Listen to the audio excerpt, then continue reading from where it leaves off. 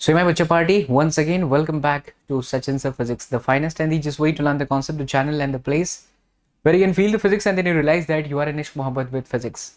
आखिरी समय है और ये जो सीरीज है बच्चा, ये आपकी बहुत ज़्यादा हेल्प करेगी.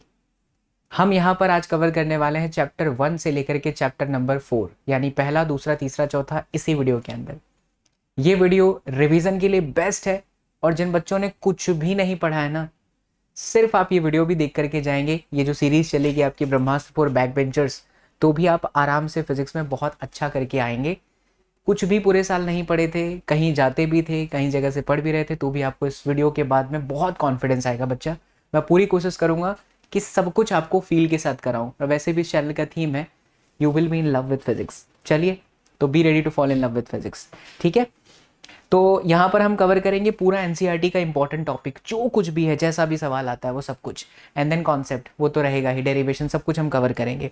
बट इसके साथ साथ ना बच्चा, ये हो गई हमारी थ्योरी वाली पोर्शन जहाँ पर हमने कॉन्सेप्ट को पक्का कर लिया. लेकिन अब सवाल कैसे पूछे जाएंगे, तो इसके लिए ये वीडियो के डिस्क्रिप्शन बॉक्स में या कॉमेंट में मैं पिन कर देता हूँ. जैसे चैप्टर 1 टू चैप्टर 4 मैंने आपको क्या कराया कॉन्सेप्ट, ऐसे ही चैप्टर 1 से 4 तक के सारे क्वेश्चंस जो इंपॉर्टेंट है, जो सीबीएसई में पूछे जाते हैं, जिस लेवल के सीबीएसई में पूछे जाते हैं, उसकी भी आपको 4 वीडियो मिल जाएगी. तो आप इन दोनों ही वीडियो के माध्यम से अपने बोर्ड एग्जाम में आग लगा सकते हैं बच्चा. आपको सच बता रहा हूँ, बहुत फायदा होगा. सो आप एकदम शांति से कॉपी पेन लेकर के आ जाइए एंड सारे मुद्दों को नोट डाउन करते जाइए. हम यहाँ जो भी लिखेंगे उसकी नोट्स हम आपको टेलीग्राम में भी प्रोवाइड कर देंगे. राइट, टेलीग्राम के लिंक डिस्क्रिप्शन बॉक्स में है. तो यस, चैप्टर नंबर 1 से हम शुरू कर रहे हैं बच्चा. सियाबल रामचंद्र की जय हो. एनर्जेटिक के साथ भगवान भोलेनाथ का नाम लेकर के क्लास को स्टार्ट करते हैं. चल बच्चा, तो देख, चैप्टर 1 के अंदर आपका आता है charges and electric field. I hope आप लोगों ने इस प्लेटफॉर्म को जो है बच्चा बहुत प्यार दिया होगा ऑलरेडी, और आप लोगों ने जो है देखा ही होगा चाणक्य नीति एंड हमारा जो दबंग बैच था. बट ये आपको वीडियो बहुत बूस्ट करेगा फॉर रिवीजन पर्पस. ठीक, तो चार्जेस इन इलेक्ट्रिक फील्ड से 3 मार्क्स 4 मार्क्स के सवाल आते हैं. पहला और दूसरा जो है मिला करके बच्चा क्वेश्चंस पूछा जाता है. इसको इलेक्ट्रोसिटी कहते हैं नॉर्मली कंपटीशन की भाषा में. तो चार्जेस इन इलेक्ट्रिक फील्ड में जब हम शुरुआत में एनसीईआरटी के पन्ने पलटते हैं, तो स्टार्टिंग में चार्जेस से रिलेटेड चर्चा किया है कि चार्जेस की प्रॉपर्टी क्या है. तो मैं भी वहीं से शुरू करता हूँ और मैं आपको ऐसे पॉइंट वाइज बताऊंगा कि आज के क्लास के टोटल कितने पॉइंट हुए. तो चार्जेस या फिर चार्ज. तो अगर हम चार्ज की बात करते हैं, या चलिए यहीं पर सीधा सीधा हम करते हैं प्रॉपर्टी ऑफ द चार्ज. तो बेटा, प्रॉपर्टी ऑफ चार्ज में सबसे पहला जो पॉइंट आता है ना, वो ये होता है कि चार्ज एक इंटरनल प्रॉपर्टी है. चार्ज क्या है? इंटरनल प्रॉपर्टी है, जो क्या क्रिएट करती है? फोर्स क्रिएट करती है. और इसमें हमेशा कंजर्वेशन लगता है. Now what is the meaning of conservation? Sir, conservation का क्या मतलब है? कंजर्वेशन का मतलब हुआ कि किसी भी बॉडी पर चार्जेस का जो ओवरऑल सम है वो हमेशा कांस्टेंट होता है. फॉर एग्जांपल, अगर मान लीजिए कि इस बॉडी पर 100 कूलम चार्ज है और फिर ये कनेक्ट कर गया बी के साथ और सी के साथ.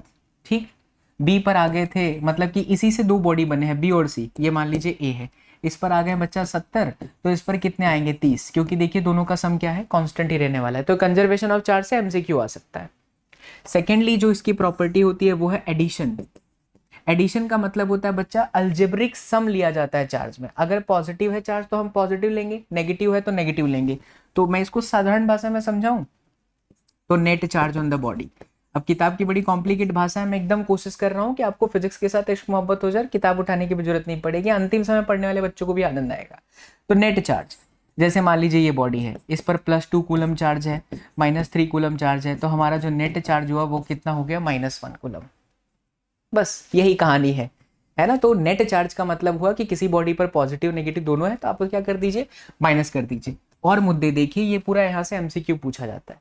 तीसरा जो मुद्दा है बच्चा, वो बड़ा ही इंटरेस्टिंग है. उस पर हम मैग्नीट्यूड की बात कर लेते हैं, चार्जेस की बात कर लेते हैं, और फोर्स क्या होता है चार्जेस के बीच में वो भी डिस्कस करते हैं. तो देखिए, आप सबने सुना होगा, जैसे एक प्रोटॉन है, नहीं सुना है तो आप जो पहली बार पढ़ रहे हैं वो भी आनंदमय होकर के पढ़े. तो प्रोटॉन हो सकता है, प्रोटॉन हो सकता है, या इलेक्ट्रॉन हो सकता है. तो इनके बीच में क्या चलेगा बच्चा? प्रोटॉन इलेक्ट्रॉन के बीच में अट्रैक्शन. तो प्लस माइनस के बीच में अट्रैक्शन होता है और प्लस प्लस के बीच में रिपल्सन होता है.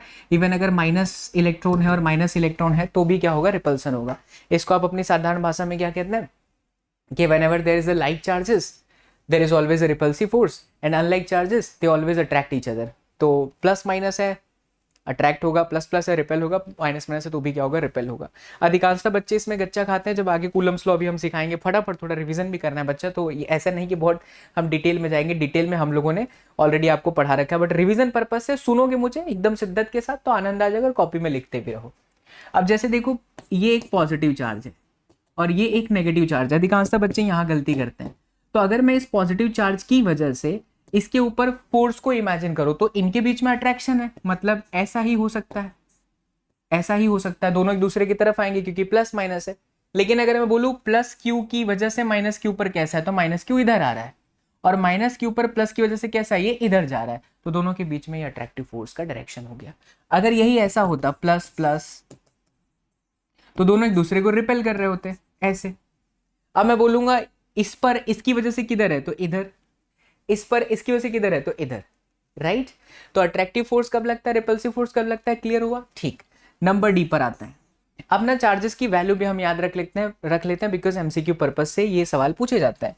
तो मास ऑफ प्रोटॉन जो होता है 1.6 इंटू 10 पावर माइनस में 27 kg, और बेटा मास ऑफ जो इलेक्ट्रॉन होता है बाबू वो तुम्हारा 9.1 10 बाबू प्यार से बोल रहे बच्चा, बोल सकते हैं ना आप सब मेरे छोटे प्यारे भाई बहन की तरह, हाँ, -31 kg, राइट। इनकी वैल्यूज आप याद रखेंगे और देख सकते हैं कि मास ऑफ इलेक्ट्रॉन बहुत छोटा है, मास ऑफ इलेक्ट्रॉन की वैल्यू क्या है, बहुत छोटी है। उसके बाद अगर हम बात करें बच्चा, तो mass of electron less than क्या है आपका, मास ऑफ प्रोटॉन, या mass of proton is greater than this है। और अगर इलेक्ट्रॉन और प्रोटॉन पर चार्ज का मैग्नीट्यूड देखा जाए तो 1.6 इंटू 10 पावर माइनस में 19 कूलम होता है। ये सब आपको इसी तरीके से याद रखना पड़ेगा। अगर इलेक्ट्रॉन है तो नेगेटिव में, और अगर प्रोटॉन है तो बच्चा क्या रहेगा, पॉजिटिव में रहेगा। इज इट क्लियर, अच्छे से चमका, ठीक। तो ये हो गया हमारा प्रॉपर्टी ऑफ द चार्ज। अभी और भी कुछ बातें हैं, उसको भी हम इसी स्लाइड में आगे कंटिन्यू करते हैं, पहले वाले मुद्दे में ही। ये बड़ा इंटरेस्टिंग होता है बच्चा, क्वांटाइजेशन ऑफ चार्ज। नाम बड़ा अजीब सा है बट इसका मतलब आप समझ जाएंगे तो लगेगा यार तो कुछ भी नहीं था।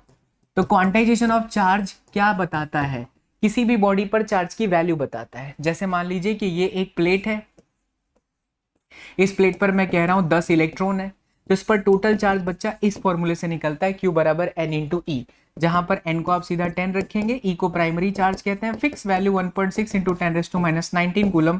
तो ये आपका आंसर कितना हो गया, 1.6 इंटू 10⁻⁻18 कूलम। बट इलेक्ट्रॉन है इसलिए ये फॉर्मूला लगा।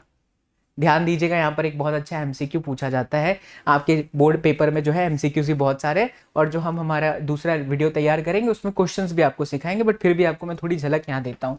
अगर यही बॉडी इलेक्ट्रॉन को रिलीज करती, क्या करती, रिलीज करती, तो रिलीज करते वक्त ये बॉडी खुद पॉजिटिव हो जाती ना, इसलिए प्लस एनी फॉर्मूला लगेगा। और अगर बच्चा यही बॉडी एक्सेप्ट करती तो हमें क्यू बराबर में माइनस एनी लिखना है। आई बात समझ में। तो when we have to use plus any, जब रिलीज कर रहा हो, दे रहा हो, देता है तभी तो पॉजिटिव होता है। और कब हमें नेगेटिव करना है, जब वो एक्सेप्ट कर रहा हो। आई बात समझ में ना, ठीक है। तो चलिए, बहुत बहुत शुक्रिया, धन्यवाद। ये सारी चीजें बच्चा आपको समझ में आ गई। अब इसी को मैंने पॉइंट वाइज लिखा है, A point, B point, C point, D point, D point, इतना काफी है आपके चार्ज से रिलेटेड जानकारी के लिए। अच्छा, अब आगे जब हम पढ़ेंगे दूसरे मुद्दे पर तो ये बड़ा इंटरेस्टिंग हो जाता है, कूलम्स लॉ। ध्यान से देखना, कूलम्स लॉ में दो सेगमेंट हमें चाहिए। एक तो डायरेक्टली कूलम्स लॉ अगर समझना है तो कूलम्स लॉ तो हमें पता भी होना चाहिए, उसका थ्योरी, और उसके बाद एक आता है vector form of Coulomb's law. ये दोनों से न्यूमेरिकल भी पूछे जाते हैं और डेरिवेशन भी आ जाता है। तो सबसे पहले जब भी कूलम्स लॉ आएगा तो आपको दो चार्जेस बना देने हैं, ऐसे डायग्राम भी बड़ा इंटरेस्टिंग होता है। इनके बीच में सेपरेशन कितना होता है बच्चा, आर। फिर आप स्टेटमेंट लिखेंगे, क्या लिखेंगे कि दो चार्जेस के बीच में लगने वाला electrostatic forces directly proportional to the charges and inversely proportional to the square of distance between them. Sir बहुत फास्ट भूल गए, बट आपको भी इसी तरीके से पढ़ना है, याद रखना है। प्रोपोर्शनलिटी हटाते ही क्या आता है बच्चा, Q1 Q2 अपॉन में आर स्क्वायर, और K की जगह पर हम सब जानते हैं 4 pi epsilon not Q1 Q2 upon में आर स्क्वायर। ए बच्चा तुम हमारे साथ साथ लिख रहे हो ना, प्लीज लिखना, हाथ जोड़ रहे हैं आपसे, क्योंकि आपको मेहनत करनी पड़ेगी ना। हम तो बहुत बार लिख चुके हैं, आप भी साथ साथ लिखते रहें। और इंस्टाग्राम पे सचिन सर फिजिक्स को टैग जरूर करना, ताकि हमको पता चले कि मेरे बच्चों ने लिखा है, मेहनत करी हुई है। तो एफ बराबर K Q1 Q2 by r square. अच्छा, यहाँ पर जो K था बच्चा वो कूलम कांस्टेंट है, वैल्यू 9 × 10⁻⁹ यूनिट देखो न्यूटन मीटर का स्क्वायर, फोर्स का न्यूटन, डिस्टेंस का मीटर स्क्वायर, और नीचे हो गया कूलम का स्क्वायर, ठीक है। और एप्सिलॉन नॉट क्या होता है, परमिटिविटी ऑफ फ्री स्पेस, इसकी value 8.85, but for the calculation purpose you can consider this as 9। उल्टा यूनिट है कूलम स्क्वायर न्यूटन मीटर का स्क्वायर। एक छोटा सा टास्क आपको देते हैं, दोनों का डॉक्टर फॉर्मूला लिखिए, सॉरी डायमेंशन फॉर्मूला लिखिए। डायमेंशन फॉर्मूला समझते हैं ना? हाँ वही M1L1 उस भाषा में। तो चलिए कमेंट कर दीजिए, आसान है, बहुत ही सिंपल है। कूलम का क्या होगा A1T1, न्यूटन का M1L1T-2 और मीटर का L1। सर आप खुद ही बता दिए, लेकिन फिर भी पूरा आंसर निकाल के बताओ। तो जब कूलम्स लॉ आता है तो डायग्राम स्टेटमेंट क्या था फिर से, the electrostatic force between the two forces is directly proportional to the product of the charges and inversely proportional to the square of distance between them. रटने की जरूरत है क्या? नहीं, फील करने की जरूरत है बाबू। अगर आपने फील किया है तो ये चीज आपको बहुत आसान लगा होगा, है ना? फिजिक्स बहुत आसान सब्जेक्ट है, ट्रस्ट में, फिजिक्स के साथ इश्क मोहब्बत हो जाता है, इस चैनल से पढ़ने वाले बच्चों को पता होगा, राइट? तो ये आपका पहला हिस्सा कूलम्स लॉ से ऐसे पूछा जाता है। इसी में ना एक और चीज आपको लिखना है कि अगर मान लीजिए ये दोनों ही चार्जेस Q1 और Q2 किसी मीडियम में है जिसका डाइलेक्ट्रिक कांस्टेंट K है, मीडियम मतलब हवा, वैक्यूम नहीं है, पानी में है जिसका डाइलेक्ट्रिक कांस्टेंट K है, तो फॉर्मूले में क्या परिवर्तन आता है जानते हैं? खाली F की जगह FM लिखिएगा, FM मतलब मीडियम फोर्स, और ये आपका हो गया बच्चा Q1 Q2 अपॉन में बाबू 4 फिर पाई फिर अपसलान एंड देन R का स्क्वायर। अब देखो अगर हम इसको समीकरण नंबर 2 मान लें और इसको समीकरण नंबर 1 मान लें तो दोनों को हम डिवाइड कर लेते हैं।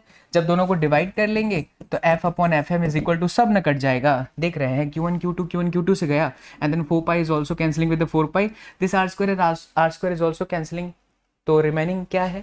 यहाँ पर अपसलान बच रहा है और अपसलान नॉट बच रहा है, इसी को बेटा अपसलान R कहते हैं। रिवीजन आप कर रहे हो तो आपको पता भी होगा, नहीं पता है तो अब याद रखो, relative permittivity and dielectric constant. यही सबसे बड़ा वहम है कि समय बहुत है, समय बहुत कम है, तो मेहनत आपको करनी पड़ेगी, शॉर्टकट मत देखिए, ठीक? तो एग्जाम के ये जो समय बचे हुए हैं फिजिक्स के, उसको अच्छे से यूटिलाइज करिए, राइट? जैसे मैं पढ़ा रहा हूँ उसको पढ़िए, आराम से आप पास हो जाएंगे, कोई आपको फेल नहीं कर सकता, ये बाबा SSP की गारंटी है। तो ये आ गया, ठीक है? अब यहीं से MCQ बनता है, हमारे क्वेश्चन वाले वीडियोस में आप देखेंगे, आपको F दिया होगा, FM दिया होगा, कैपिटल के पूछ लेगा, कैपिटल के दिया होगा, F दिया होगा, FM पूछ लेगा, तो कुछ भी चीज़ है ना इसमें से पूछी जा सकती है। तो अगर हमें फॉर्मूला याद है तो हम सवाल को आसानी से मार सकते हैं। तो ये हो गया बच्चा हमारा पहला मुद्दा, जिसके अंदर हमने क्या डिस्कस कर लिया कि भाई साहब कूलम्स लॉ अगर आएगा तो हमें इतना लिखना है। इसी में एक आता है बच्चा वेक्टर फॉर्म। चलिए ये भी देखिए, vector form of Coulomb's law, ये भी 2 मार्क्स में या 3 मार्क्स में आ सकता है। तो इसमें भी सबसे पहले डायग्राम इंपॉर्टेंट है, तो आप एक ऐसे डायग्राम बना दीजिए, यहाँ पर बना दीजिए Q1 और यहाँ बना दीजिए Q2, ये y एक्सिस है और ये x एक्सिस है। फिर आप लिखेंगे इन XY प्लेन, साथ साथ में लिख लीजिए, we have 2 charges Q1 having position vector R1, we have another charge having position vector R2, ठीक है? नाउ फोर्स ऑन 1/2 आप ऐसा लिखेंगे, force on 1/2 is equal to क्या होगा, K Q1 Q2 अपॉन में R12 का स्क्वायर। हम इसे क्या पढ़ेंगे, फोर्स ऑन 1/2। भूल ना जाओ, पहली बार जो बच्चे देख रहे हैं, बहुत सिंपल तरीका है बेटा, F के नजदीक में जो है वो मार खा रहा है, हम क्या बोलेंगे इसको, फोर्स ऑन 1/2, 2 की वजह से 1 पे लगने वाला फोर्स, तो K Q1 Q2 by R12 का स्क्वायर। लेकिन वेक्टर फॉर्म है तो याद रखिए, थ्योरी में एग्जामिनर यही चेक करेगा कि बच्चे ने डायग्राम बनाया, ये किया, चलो अच्छा ठीक है, आधा मार्क्स फिर आधा मार्क्स, 1 मार्क्स पूरा। तो यहाँ पर आपको यूनिट वेक्टर लगाना पड़ेगा, जब भी वेक्टर आता है तो यूनिट वेक्टर आता है। सर ऐसा क्यों? पहली बार जो बच्चे सुन रहे हैं तो यूनिट वेक्टर का फॉर्मूला वेक्टर अपॉन मैग्नीट्यूड, तो वेक्टर बराबर क्या हुआ, मैग्नीट्यूड इनटू यूनिट वेक्टर, तो ये पूरा मैग्नीट्यूड है और ये यूनिट वेक्टर है। अच्छा, यहां पर जो ये हमारा यूनिट वेक्टर है इसका फिक्स फॉर्मूला है R1 माइनस R2, यानी इसको बोलते हैं वेक्टर अपॉन मैग्नीट्यूड, तो ये आपका हो गया मैग्नीट्यूड। आई बात समझ में? So this is vector and then magnitude. अगर हम यहां रखेंगे तो जो R12 का स्क्वायर है ये यही वैल्यू है, मैग्नीट्यूड ही, तो इसको जब तोड़ेंगे बच्चा तो ये ऐसे लिखा जाएगा, K Q1 Q2 R1 minus में R2 अपॉन मॉड में R1 माइनस R2 का क्यूब। हम इसके सवाल सिखाएंगे आप लोगों को, हमारे वीडियोस के अंदर आगे भी आएंगे, तो मैं आपको बता भी रहा हूँ कि कैसे क्वेश्चन बनेगा। आपको पोजीशन वेक्टर्स दिया होगा, आपको R1 पता है, R2 पता है, तो आप ये निकाल सकते हो। मॉड कैसे निकालते हैं, मल्टीप्लीकेशन अंडर रूट में सम ऑफ कंपोनेंट का स्क्वायर। तो बेटा ये F12 है। अगर F21 लिखना है तो देखिए F21 क्या होगा, सब सेम होगा ना जी? हाँ जी सर, सब सेम होगा। अच्छा, हमारी भाषा थोड़ी सी बिहार तरफ जा रही है, उसके पीछे का कारण है, आपको पता चल ही गया होगा बच्चा, नहीं पता चला है तो बहुत जल्दी बता देंगे, एक व्यक्तित्व का प्रभाव पड़ गया हमारे ऊपर। तो ये वैल्यू और ये वैल्यू सेम है, तो हम कह सकते हैं कि F12 का जितना मॉड है उतना ही F21 का मॉड है, बट साइन अपोजिट है। क्योंकि एक ने दूसरे पर फोर्स लगाया तो दूसरा भी पहले पर फोर्स लगाएगा। अगर मैं आपसे कहूं कि F21 का डायरेक्शन किधर है, तो इधर है, 2 पर 1 की वजह से, तो ये पॉजिटिव है ना, ये इसको ऐसे ही रिपेल करेगा, ये नीचे जाएगा। Q2 इसकी वजह से ये पॉजिटिव है तो ये नीचे चला जाएगा, करेक्ट ना। ठीक है, तो जिसकी तरफ तीर होता है ना उसी की पोजीशन वेक्टर में से ही माइनस किया जाता है। देखो F21 चाहिए था तो R2 minus R1, that's it. ये लिख दोगे आप 2 मार्क्स, ये आपका 2 मार्क्स का थियरी। फेल वही होगा पेपर में जो कोरा पेपर छोड़कर आता है सप्लीमेंट्री।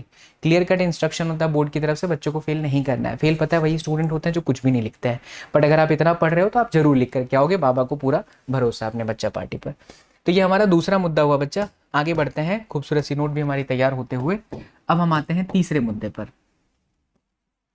तीसरे मुद्दे पर बच्चा नॉर्मली हम डाइपोल की चर्चा कर लेंगे या इलेक्ट्रिक फील्ड की बात कर लेते हैं।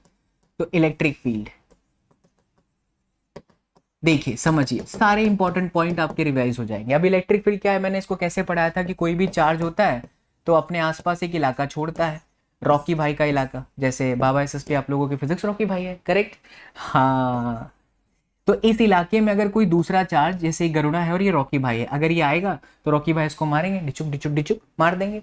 तो रॉकी भाई ने जितना फोर्स लगाया गरुड़ा पर, ये गरुड़ा है, तो उसी को हम इलेक्ट्रिक फील्ड बोलते हैं। फोर्स पर यूनिट चार्ज, क्या लिखोगे, फोर्स पर यूनिट चार्ज।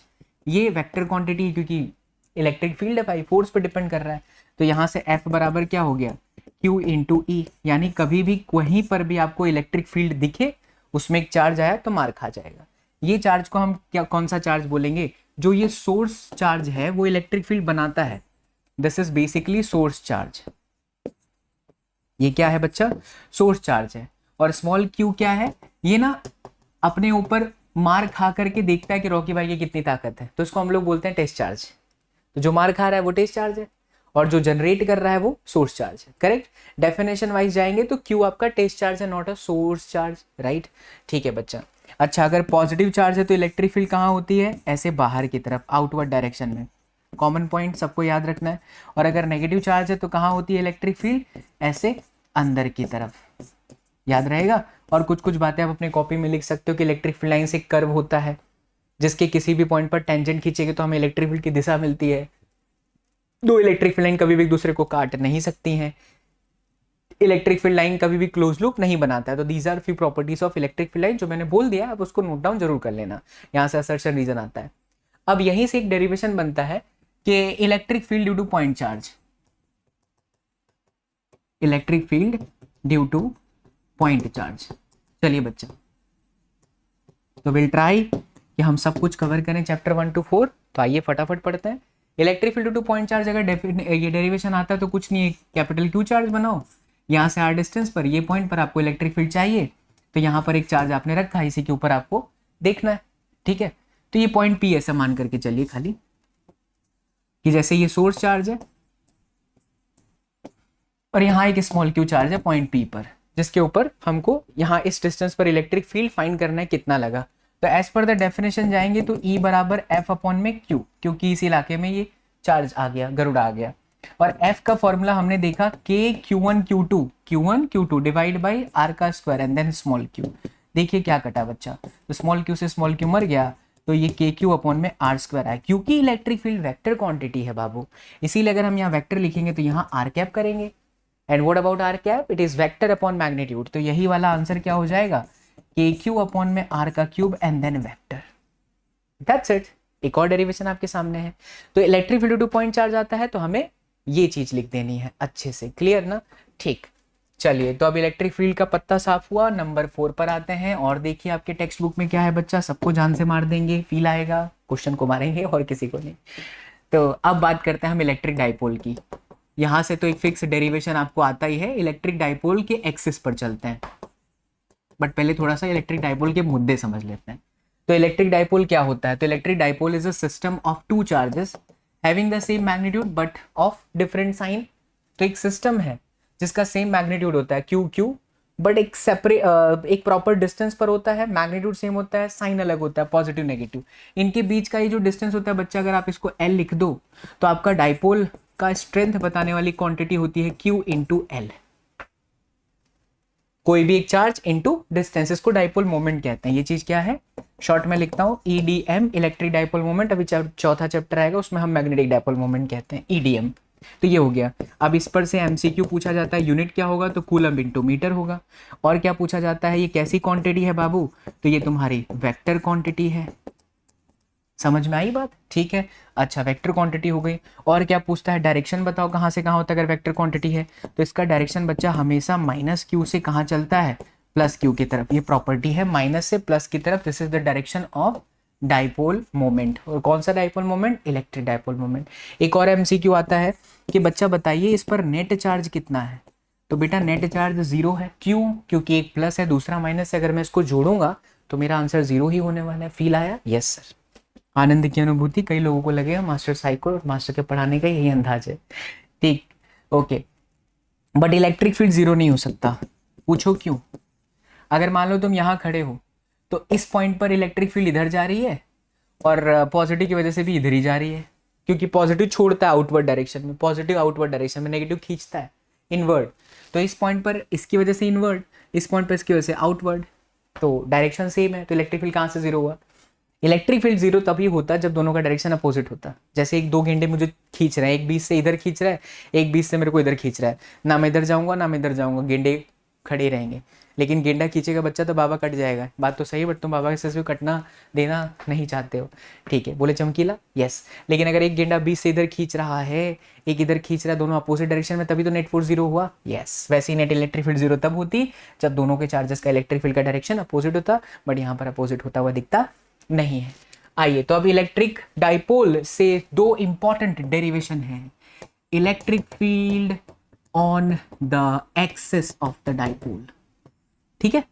ये बहुत बार आया CBSE बोर्ड में, बहुत आया बच्चा, बहुत मतलब बहुत आया। थोड़ी प्रैक्टिस कर लो तो आसान है, कुछ नहीं है। डायग्राम पहले बनाओ, ये -q चार्ज, ये आपका +q चार्ज, ये आपका सेंटर, राइट। ये डिस्टेंस को आप 2a मान लीजिए, तो ये डिस्टेंस आपका a हुआ और ये डिस्टेंस भी आपका a हुआ, because this is origin. Very easy.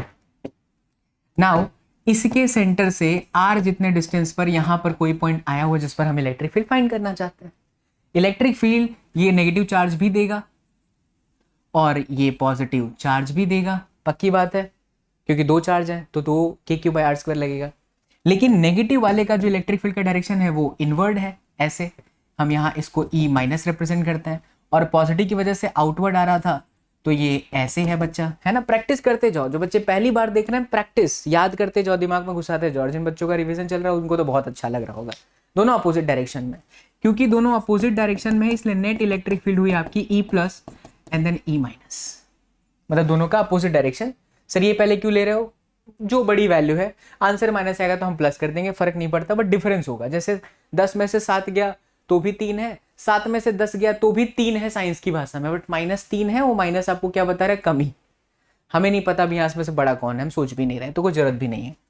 अब इलेक्ट्रिक फील्ड का फॉर्मूला KQ, पॉजिटिव की वजह से KQ अपॉन, तो जब आप नीचे r² देखते हो बच्चा, वो r है क्या, वो r होता है यहाँ इस चार्ज से पोजीशन का डिस्टेंस, विच इज r+a। तो ये आया आपका r+a का होल स्क्वायर, फिर ये माइनस, फिर KQ अपॉन r-a का होल स्क्वायर। यहाँ पर एक बहुत इंपॉर्टेंट पॉइंट लिख लेना, काम आएगा, y0 नेगेटिव।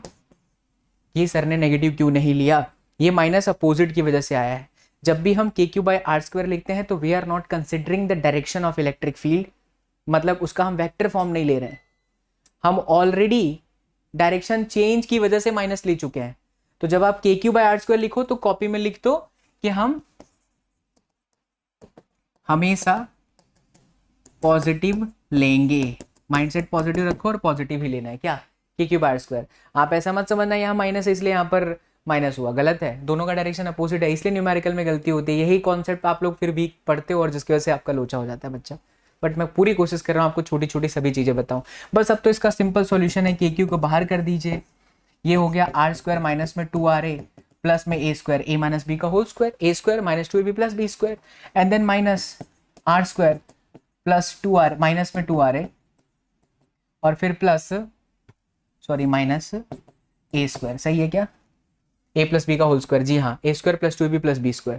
तो देखो बच्चा r² से r² मर गया, माइनस a² से माइनस प्लस a² मर गया, और नीचे मैं देखूं तो a plus b a minus b क्या बनेगा, तो ए स्क्वायर माइनस में बी स्क्वायर का होल स्क्वायर। आया समझ में? सो ये हो गया -2 -2 -4 आया ना। मैंने पहले ही कहा था कि हमको यहाँ डायरेक्शन को इतना ज़्यादा परवाह नहीं करना है। अगर मैं माइनस की जगह यहाँ प्लस लेता और यहाँ माइनस लेता तो मेरा आंसर ऑटोमेटिकली प्लस आ जाता, कोई फर्क नहीं पड़ता। तो ये जो 4 है बच्चा, इसको हम लिखेंगे K Q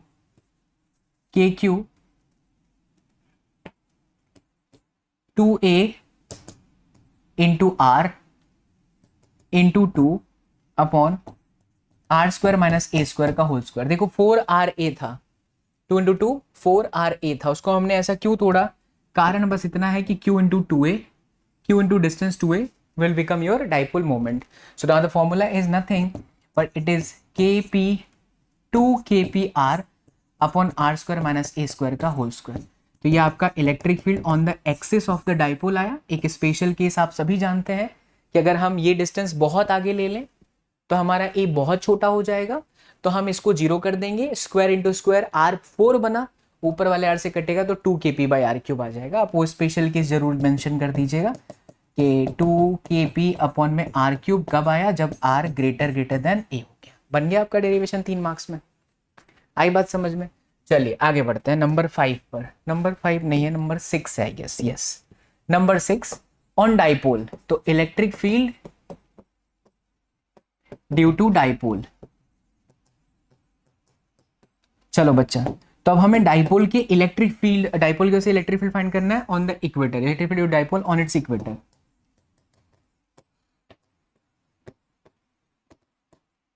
on it's equator, आइए चलिए देखिए। तब इक्वेटर पर चलते हैं। तो बच्चा हमको सबसे पहले बनाना है प्लस क्यू और माइनस क्यू। यहाँ माइनस कर दो, कोई दिक्कत नहीं, कहीं भी कर सकते हो। और ये है y जितना डिस्टेंस, इस पॉइंट पर आपको इलेक्ट्रिक फील्ड फाइंड करना है। ठीक, तो पॉजिटिव की वजह से इलेक्ट्रिक फील्ड ऐसे जाएगी बाहर की तरफ। ये एंगल अगर आपने थीटा माना तो ये एंगल भी आपका थीटा हो गया। ये y है, ये डिस्टेंस आप a ले लीजिए, ये डिस्टेंस भी आपके लिए a है, तो ये आपका हुआ y square plus a square, वो भी अंडर रूट में। कैसे? पाइथागोरस थ्योरम बच्चा। बाबा पाइथागोरस ने कहा था तुम मुझे खून दो मैं तुम्हें आज़ादी दूंगा। नहीं, नेताजी सुभाष चंद्र बोस ने कहा था 90 के सामने हाइपोटेनियस है, तो ये y square plus a square हो गया, राइट? ठीक है। अच्छा, माइनस की वजह से देखो इलेक्ट्रिक फील्ड ऐसे आएगी इस डायरेक्शन में। ऐसा क्यों हुआ? क्योंकि माइनस है ना, तो वो खींचता है अपनी तरफ। बट मेरे प्यारे बच्चे, मेरे लाल बाल गोपाल, ये आपका थीटा है तो ये थीटा हुआ, अगर ये थीटा है तो अल्टरनेट एंगल के हिसाब से ये थीटा हो गया, z बन रहा है ना। तो थीटा की तरफ कौन सा कंपोनेंट होता है? Cos theta. तो ये इलेक्ट्रिक फील्ड जो भी आई उसका कॉस कंपोनेंट है, और नीचे साइन कंपोनेंट। ऐसे इधर जा रहा था तो ये आपका हुआ ई कॉस थीटा, और ये जो आपका हुआ ये आपका हो गया ई साइन थीटा। अब आप अपने कॉपी में या डेरिवेशन जब करेंगे या सवाल जब करेंगे तो इस पॉइंट पर आप लिखेंगे कि at this particular point P E sine theta both are in the opposite direction. देखो एक ऊपर एक नीचे है तो इम्पैक्ट कैंसिल हो गया, बट जो net electric field P point पर आई वो हो गई दोनों का addition, which is 2e cos theta. Now to as it is, electric field का फॉर्मूला KQ अपॉन डिस्टेंस। चाहे ये डिस्टेंस लीजिए 4 से, चाहे ये डिस्टेंस लीजिए, अंडर रूट में है तो हट जाएगा, y square plus a square हुआ। अब cos थीटा क्या है?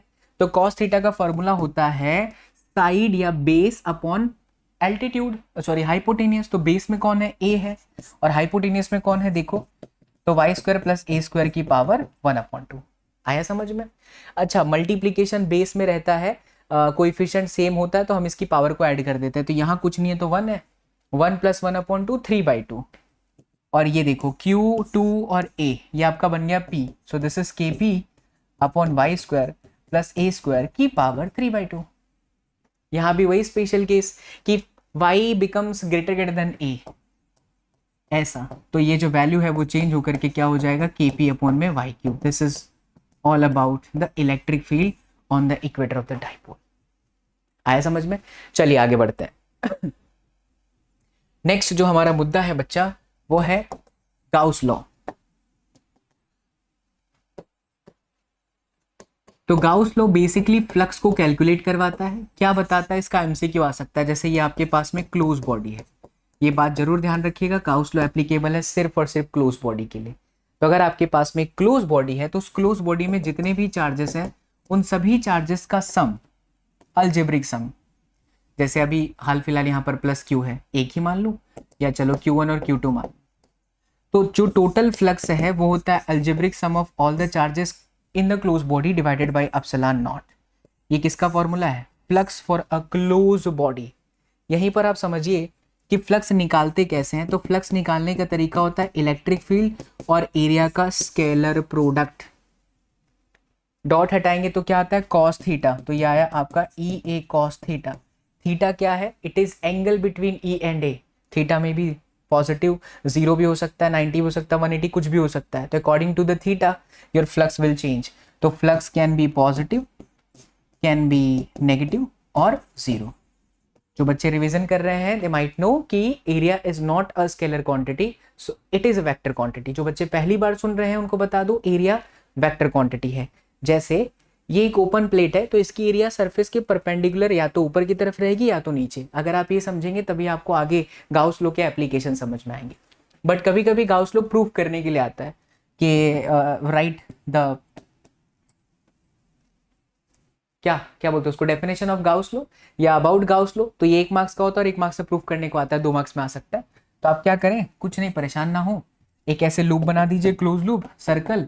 यहाँ पर आप Q लिख दीजिए, यहाँ से R जितने डिस्टेंस पर कोई पॉइंट है इसका छोटा सा हिस्सा समझिए, तो इस छोटे से हिस्से का एरिया DA माना जाएगा। छोटा हिस्सा इसलिए DA।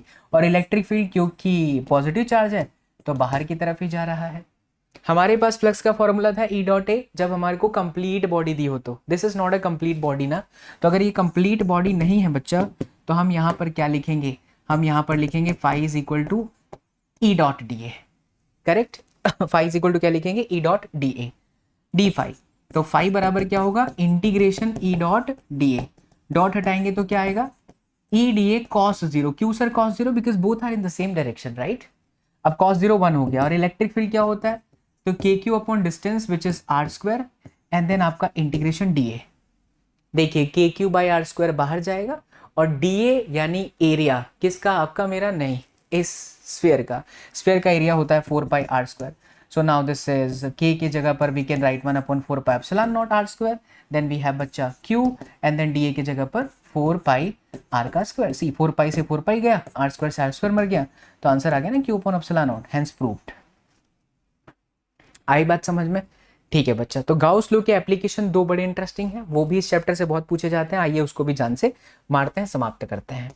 तो 8वां मुद्दा है एप्लीकेशन ऑफ गाउस लॉ, जिसको कहते हैं electric field due to point charge, sorry electric field due to long wire, और वो भी चार्ज्ड वायर। बहुत सिंपल। क्या बनाइए? सबसे पहले अच्छा डायग्राम बनाइए। तो इस तरीके से एक इनफाइनाइट वायर है, लंबा तार, और ये positive positive positive positive positive. इससे बच्चा आर जितने डिस्टेंस पर यहाँ पर ऐसे बहुत सारे पॉइंट आए होंगे, उन तमाम पॉइंट्स को मिलाओगे तो आपको ऐसे एक क्लोज गाउसियन सरफेस मिलेगा। आप ऐसे डेरिवेशन जब ये आएगा ना, ये आता है, बहुत बार आता है, तो आपको ये भाषा का उपयोग करना है कि here we have taken a close loop which is a close cylindrical shape वाला गाउसियन सरफेस। आप ऐसा लिख सकते हो, सिलिंड्रिकल गाउसियन सरफेस। ठीक, ये डिस्टेंस को आप आर कंसिडर करिए और इस सिलेंडर की हाइट को या लेंथ कह दो, हमने एल मान लिया, है ना। इतने इनसाइड के अंदर, मतलब यहां से यहां तक, क्योंकि एक लाइन है, तो लाइन पे जब भी चार्ज का डिस्ट्रीब्यूशन होता है तो हम यूज करते हैं लीनियर चार्ज डेंसिटी। किससे रिप्रेजेंट करते हैं इसको? लैम्डा से। लैम्डा बराबर क्या होता है? Q upon L. तो क्यू बराबर क्या है? Lambda into L. This means कि इतना चार्ज इसके पास में है। अब समझना बच्चा, एक सरफेस ये वाली है जिसको बोलते हैं क्रॉस सेक्शन 1, एक ये सरफेस है जिसको हम बोलते हैं क्रॉस सेक्शन नंबर 2, और एक ये है बच्चा कर्ड सरफेस। मैं आपको अपनी पानी की बोतल से पूरा प्रयास करता हूं समझाने का, and you will feel it, मजा आ जाएगा। यू कैन सी ऐसा ही गाउसियन सरफेस है। ये ऊपर वाला एक क्रॉस सेक्शन 2, नीचे वाला क्रॉस सेक्शन 2, और एक ये जो रेड रेड वाला लगा हुआ है ये, बराबर। इसकी एरिया कहाँ है? नीचे की तरफ। इसकी एरिया कहाँ है? ऊपर की तरफ। सर क्यों? क्लोज बॉडी है तो सरफेस के परपेंडिकुलर एरिया होता है, और इसकी कहाँ है? तो ऐसे परपेंडिकुलर है, ऐसे। ठीक, ओके। तो बच्चा देखो, इलेक्ट्रिक फील्ड का डायरेक्शन कहाँ है? क्योंकि वायर पॉजिटिव वाला है तो पॉजिटिव के लिए आउटवर्ड डायरेक्शन होता है, this is electric field. This is the direction of electric field. तो अगर आप इस सरफेस पर हो तो देखो एरिया यहां है, यहां एरिया ऐसे है, तो cross section 1 and cross section 2 आप लिखोगे, ऐसे लिखना जरूर थियरी में, फॉर क्रॉस 1 एंड क्रॉस 2 अगर हम गाउस लॉ लगाएं भी, which is integration E dot D A is equal to sigma Q upon epsilon not, तो E dot D A cos 90 हो जाएगा। कॉस 90 कितना होता है? 0। So there will be no flux. तो flux because of cross section will be 0। बचता सिर्फ एक कर्व सरफेस ही है। देखिए इसकी एरिया ऐसे बाहर की तरफ आ रही है, ऐसे बाहर की तरफ आ रही है, राइट बाहर की तरफ आ रही है। इलेक्ट्रिक फील्ड पॉजिटिव है, वो भी बाहर की तरफ आ रहा है। आप इधर समझिए, इलेक्ट्रिक फील्ड ऐसे है, ये रहा ना इलेक्ट्रिक फील्ड ऐसे है, इलेक्ट्रिक फील्ड ऐसे है और एरिया भी ऐसे है, तो थीटा कितना हुआ? 0 डिग्री। यस, तो हम यहां लिखेंगे कि for curve surface phi is equal to integration E d A cos 0 is equal to sigma Q upon epsilon naught. चमका जी सर, बस हो गया, गेम ओवर हो गया। cos 0 की वैल्यू कितनी हुई? e, और इंटीग्रेशन dA हमने किसका छोटा सरफेस लिया है? ये बड़े वाले का ही छोटा हिस्सा ले सकते हैं। बड़ा चीज क्या है यहाँ पर? सिलेंडर है, तो dA यानी एरिया, किसकी एरिया? सिलेंडर की एरिया, और सिलेंडर की एरिया क्या होती है? 2 पाई आर एच, एच माने l, और सिग्मा क्यू मतलब इसके अंदर का चार्ज। इसके अंदर का चार्ज कितना है? इसके अंदर का चार्ज है लैम्डा इंटू एल, तो बेटा ये हो गया lambda into L upon epsilon not. आया समझ में? तो ये देखो L से L मर गया, सो E बराबर आया lambda upon 2 pi epsilon naught into r. 2 से गुणा करो, 2 से भाग करो, तो 4 पाई एप्सिलॉन नॉट हो गया, इंटू 1 है ही, तो ये 1 upon 4 pi epsilon becomes K, तो now it is 2K lambda by r. Graph पूछता है बहुत बार बच्चा, MCQ में आ सकता है। इट इज इनवर्स प्रोपोर्शनल, और इनवर्स प्रोपोर्शनल का ग्राफ रेक्टेंगुलर हाइपरबोला ही बनता है। हो गया, दैट्स इट। चलिए नंबर 9 पर आते हैं। Alright, so number 9 is your electric field due to charge sheet। तो हम बात करते रहे भैया, तुम नीला काहे बन रहे हो जी। तो अब इलेक्ट्रिक फील्ड ड्यू टू, अच्छा परेशान करोगे तुम, ठीक है।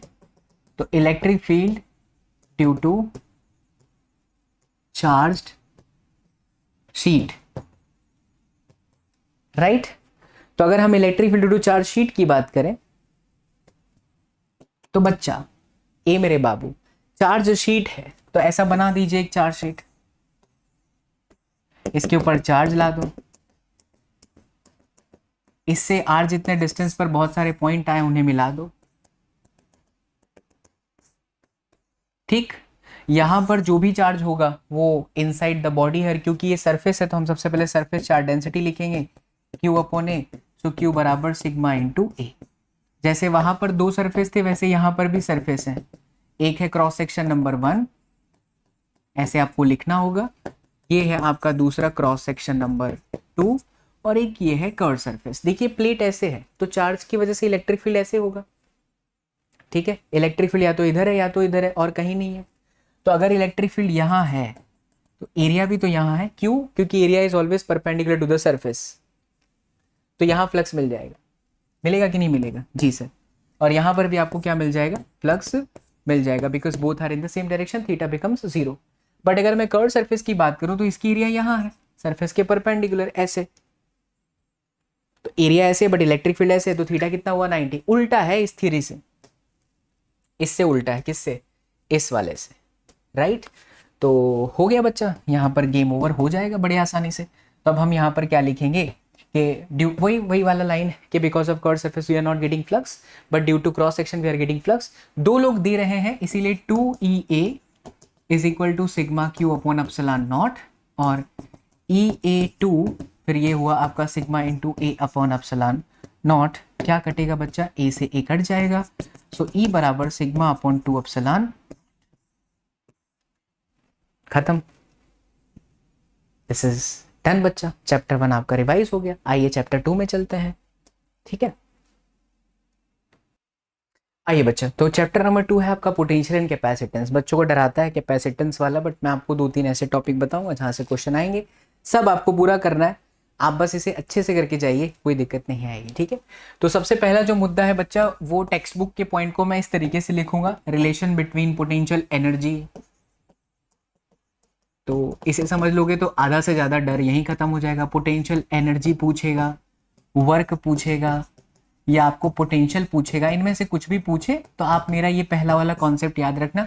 You will never do mistake in your examination, trust me, you will be in love with physics. A day will come in your life when you realize that you are in love with physics after this lecture. पहली बार जो बच्चे पढ़ रहे हैं। तो अब हम बात करते हैं potential energy, work and potential की।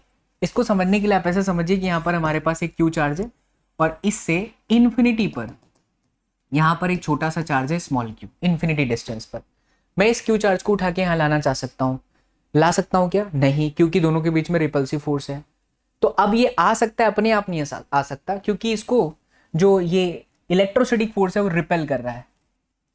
इलेक्ट्रोस्टैटिक फोर्स कंजर्वेटिव फोर्स है। कंजर्वेटिव फोर्स वो होता है जिसमें वर्क डन पाथ पे डिपेंड नहीं करता। जैसे ये, इसको मैं ऐसे उठा के यहाँ लाऊं तो भी mgh है, डायरेक्ट लाके ऐसे कर दूं तो भी mgh है। तो हम जो भी काम करते हैं ना, वो पोटेंशियल एनर्जी में स्टोर होता है। ये बात दिमाग में बिठा लो और कभी कॉन्सेप्ट में गलती नहीं होगी, ध्यान से सुनना। तो इस चार्ज को उठा के, मतलब एक्सटर्नल फोर्स लगा करके मैं पॉइंट P पर लाना चाहता हूं, छोटे छोटे डिस्प्लेसमेंट dr के थ्रू, ठीक, यहां से उठा के यहां लाना चाहता हूं।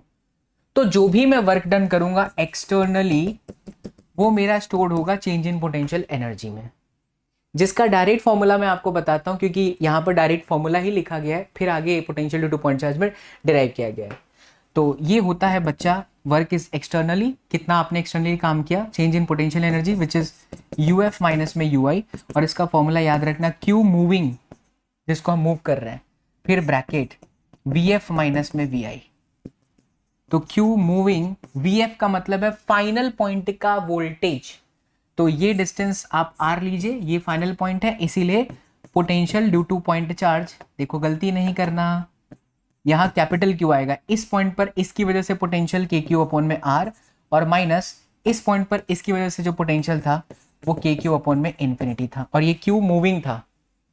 तो इस पॉइंट पर इसकी वजह से पोटेंशियल के क्यू बाई आर, इस पॉइंट पर इसकी वजह से पोटेंशियल के Q by infinity. Sir Q Q नहीं, तो क्यू तो चल रहा है ना, तो जो चल रहा हो उसका पोटेंशियल कभी नहीं लेते। इलेक्ट्रोस्टैटिक पोटेंशियल, चार्ज रुका हुआ है, उसकी वजह से कितना पोटेंशियल है, तो ये आपका फॉर्मूला है potential due to point charge. इसी को क्यू से मल्टीप्लाई कर दीजिए तो आपका पोटेंशियल एनर्जी हो गया, इसकी वैल्यू कितनी है, 0। तो ये आपका बन गया W externally is equal to बच्चा K capital Q small Q moving upon में R माइनस में K capital Q then Q moving upon में infinity. So this is said to be your final potential energy and this is said to be your initial potential energy. तो जब भी आपको ऐसा बोले work done by external agency, keep this formula in your mind, चलने वाला charge, फिर bracket, समझ में आया। लेकिन अगर बोलता कि work done by conservative force, तो यही फॉर्मूला खाली माइनस डेल्टा यू हो जाता, यानी कि बच्चा यू आई माइनस में यू एफ हो जाता। चलो एक एग्जाम्पल से समझाता हूं। इन दोनों के बीच में रिपल्सिव फोर्स लग रहा था 100 जूल, मैं इसको इसके पास लाना चाहता हूं, तो ऑब्वियसली मुझे 100 जूल जितना काम करना पड़ेगा, लेकिन मेरा किया हुआ 100 जूल ऐसे है, और कंजर्वेटिव वाला इलेक्ट्रोस्टैटिक वाला ये वाला वर्क डन ऐसे है, तो दोनों अपोजिट हुआ कि नहीं। एग्जामिनर बस यही चालाकी आपसे पूछेगा, तो आपको ध्यान रखना है क्वेश्चन में क्या बोल रहा है। जैसे कि एग्जाम्पल लेते हैं, ये एक पॉजिटिव चार्ज है, ठीक, और बच्चा यहां पर एक नेगेटिव चार्ज है, उसको हम पॉइंट ए से पॉइंट बी पर लाना चाहते हैं। तो बताइए हमारा वर्क डन एक्सटर्नली पॉजिटिव हुआ कि नेगेटिव। तो सबसे पहले ये मूविंग चार्ज है तो माइनस क्यू, फाइनल पॉइंट कौन सा है बी, और इनिशियल पॉइंट कौन सा है ए। बी पॉइंट की दूरी कम है कंपैरिजन टू ए, तो जिसका डिस्टेंस कम होगा उसका पोटेंशियल ज्यादा होगा। तो बी पॉइंट का पोटेंशियल अधिक है, ए पॉइंट का पोटेंशियल कम है, तो ज्यादा में से कम घटाओगे, वी माइनस वी ए करोगे, तो ये आंसर पॉजिटिव ही होगा। तो पॉजिटिव नेगेटिव नेगेटिव। तो वर्क डन कंजर्वेटिव एक्सटर्नली कितना आया, एक्सटर्नली कितना आया, माइनस में, और अगर बोलेगा कि वर्क डन बाई कंजर्वेटिव कितना, तो प्लस में, खत्म।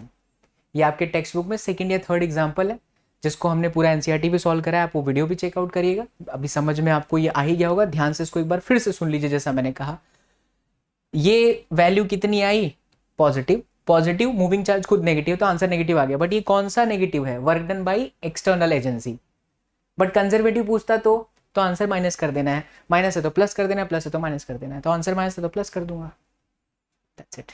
ठीक है, चलिए, तो ये पूरा कॉन्सेप्ट था। अब यहां पर आएगा potential due to point charge.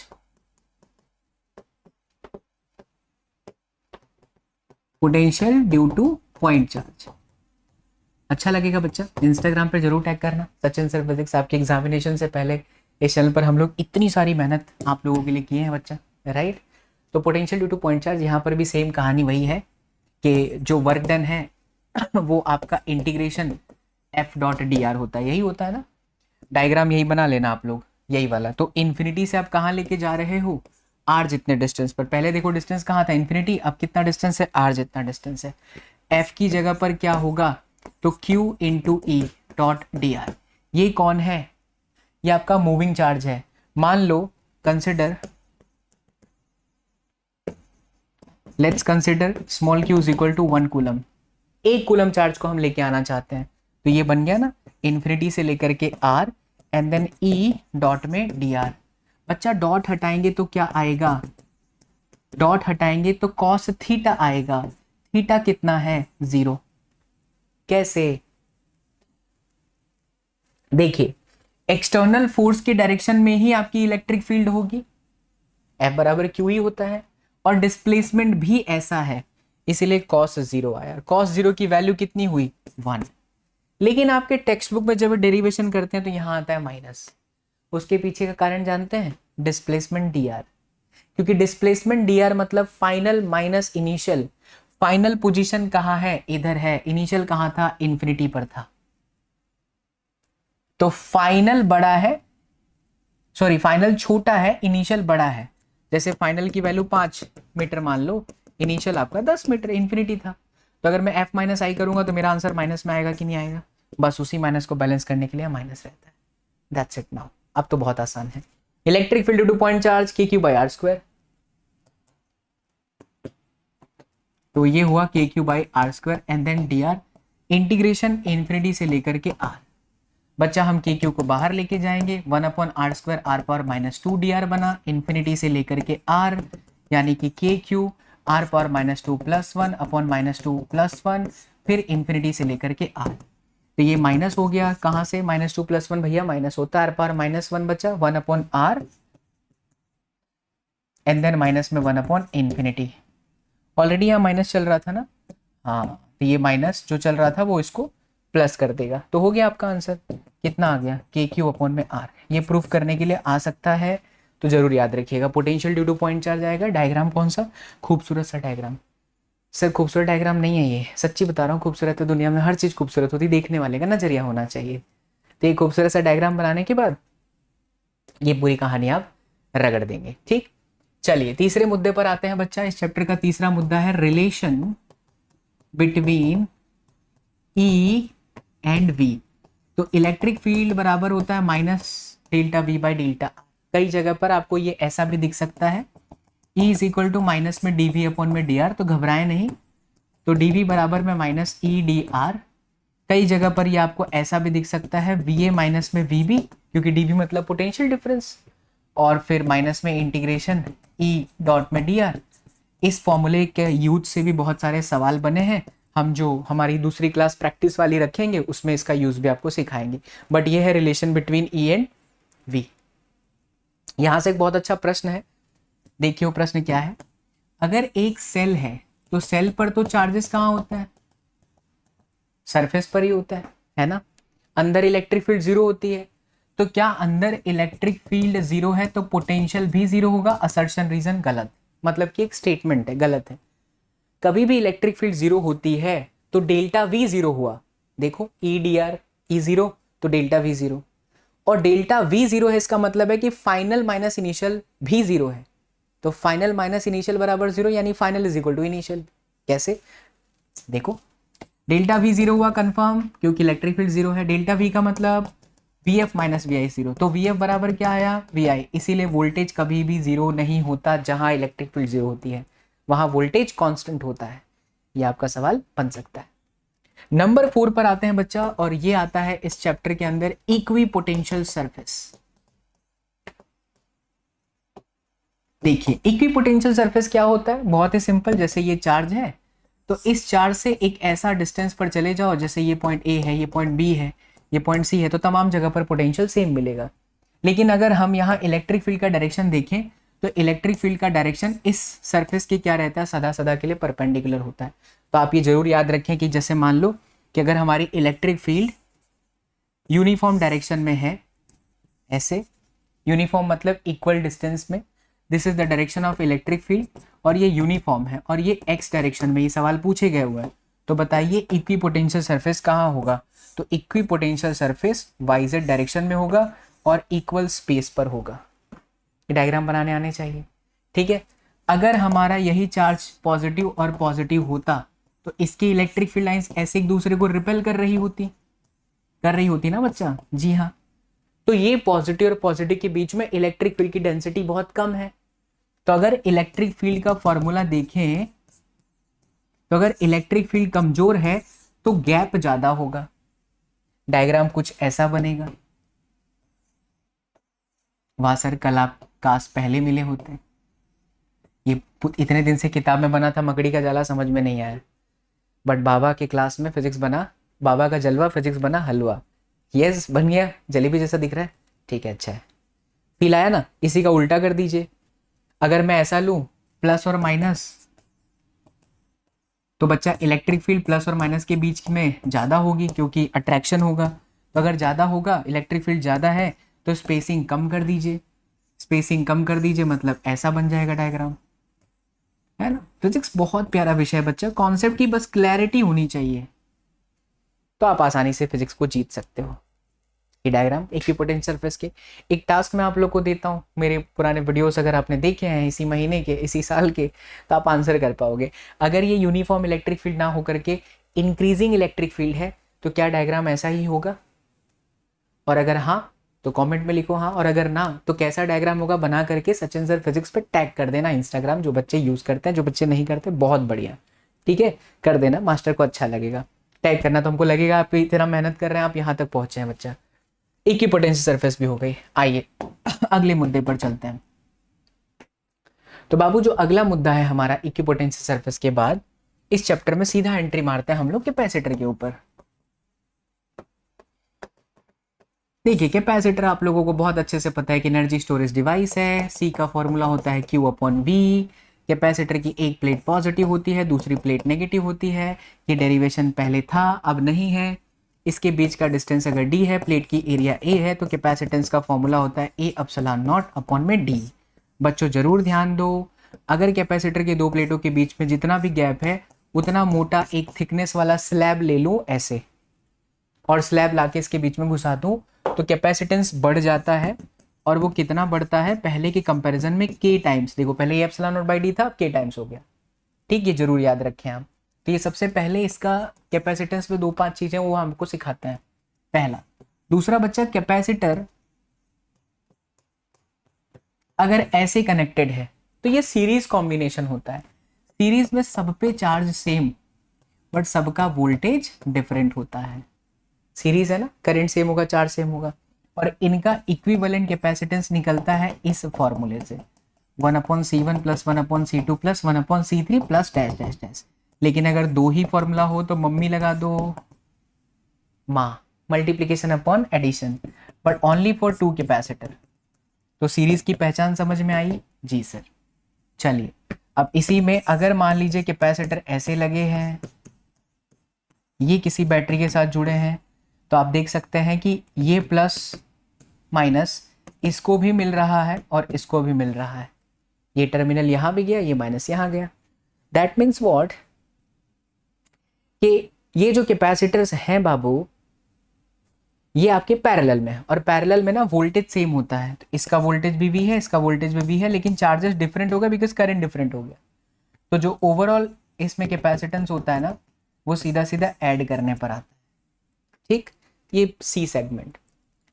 तीसरा जो सेगमेंट है बाबू, चौथा सेगमेंट, वो है कैपेसिटर की एनर्जी। बहुत सारे प्रश्न इस पर से बनते हैं।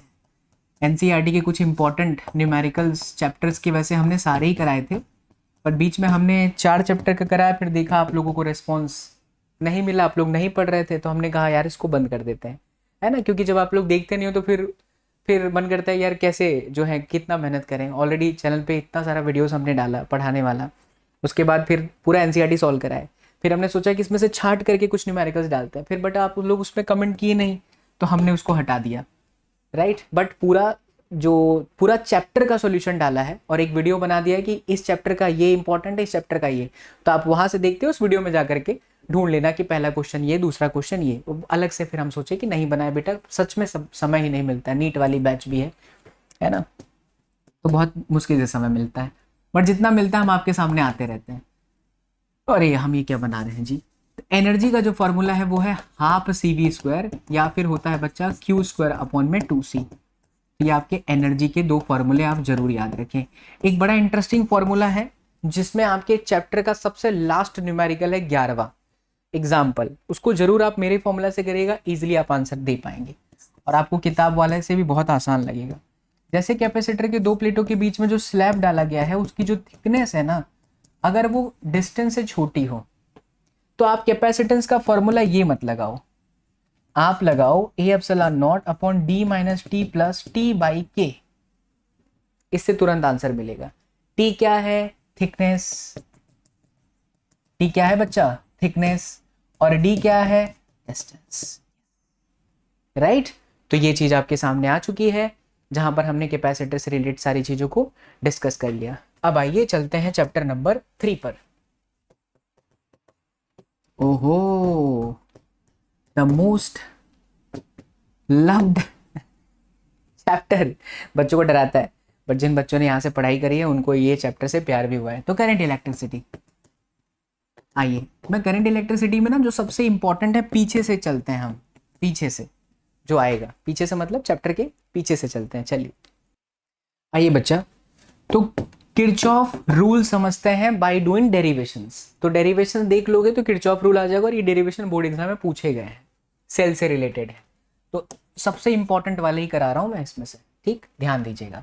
किरचॉफ रूल भी आपको समझ में आ जाएगा। तो किरचॉफ के रूल्स बहुत सारे सैंपल पेपर में लिखने को आए थे। पहला जो रूल होता है किरचॉफ्स करंट लॉ, वो कहता है कि जंक्शन पर algebraic sum of current is always constant, यानी incoming current is equal to outgoing current. और यहाँ पर एमसीक्यू में ये पूछा जा सकता है कि कौन सा लॉ लगता है यहाँ पे, तो कंजर्वेशन ऑफ चार्ज लगता है। लेकिन किरचॉफ्स के वोल्टेज वाले रूल में कंजर्वेशन ऑफ एनर्जी लगता है। Algebraic sum of current and resistance is always equal to the entire battery voltage in the close circuit. ये आपका किरचॉफ का सेकेंड रूल है। किताब की भी लाइन आप एक बार देख लीजिएगा, जो मैंने बोला थोड़ा वीडियो पीछे ले जाकर के उसको लिख लीजिए, वो भी बहुत आसान है। तो अब हम इसको समझते हैं। तो सबसे पहले मैं आपको समझाता हूं, सेल्स इन सीरीज, ये डेरिवेशन नहीं है बाय द वे, यहां से न्यूमेरिकल बन जाता है, बट इससे आप बाद दूसरा वाला सीख लेंगे। दूसरा वाला बड़ा इंटरेस्टिंग डेरिवेशन है, और वहां से न्यूमेरिकल भी पूछा जाता है, यहां से भी बनता है न्यूमेरिकल। न्यूमेरिकल सब जगह से आ सकता है। तो देखिए, पहले तो सेल यानी कि बैटरी, जब भी बैटरी होती है बच्चा, तुमको पता होगा कि उसके साथ उसका एक इंटरनल रेजिस्टेंस मौजूद रहता है। एक बैटरी आपकी E1, दूसरी बैटरी आपकी E2, और उसका इंटरनल रेजिस्टेंस है R2। इनका जो ओवरऑल है, मतलब ये सीरीज में, ये साफ साफ दिख रहा है सीरीज में है, तो इसका आंसर क्या होगा? इसका आंसर होगा एक EMF, जिसको हम इक्विवेलेंट कहेंगे, वो जुड़ जाएगा। ध्यान से समझना, एक रेजिस्टेंस जिसको हम R इक्विवेलेंट कहेंगे, सीरीज में तो हम ऐड ही कर लेंगे, सीरीज में रेजिस्टेंस ऐड होता है। बट ये दोनों जुड़ेंगे क्यों, ये सवाल पूछा जा रहा है। आप अपने मन से भी सोचिए कि ये दोनों जुड़ेंगे क्यों जुड़ेंगे, इसके पीछे लॉजिक है। अगर बैटरी के प्लस टर्मिनल को देखो तो ये करंट को ऐसे बहाना चाहती है, ये बैटरी के प्लस टर्मिनल है, करंट को ऐसे बहाना चाहती है, क्योंकि दोनों करंट का डायरेक्शन सेम है, इसलिए हम इसे जोड़ देंगे। और अगर अपोजिट होता तो घटा देते, ठीक है, ओके। ये जो मैंने आपको समझाया, ये मैंने नॉर्मल तरीका बताया। ये आपकी टेक्स्ट बुक में किरचॉफ के रूल यूज करते हुए समझाया गया, तो जरा देखिए मैं आपको वो भी समझा देता हूँ। जब भी आप किरचॉफ रूल लगाओ तो बैटरी के बड़े डंडे को प्लस दीजिए, छोटे डंडे को माइनस दीजिए। अब करंट जिस भी रेजिस्टेंस में से एंट्री ले वो टर्मिनल प्लस, जहां से निकल जाए वो टर्मिनल माइनस। करंट क्योंकि ऐसे ही चल रही है, डिचकियां, करंट घुसा प्लस निकला माइनस, ऐसे ही चल रहा है करंट, बैटरी के माइनस में आएगा, करंट घुसा प्लस निकला माइनस, खत्म।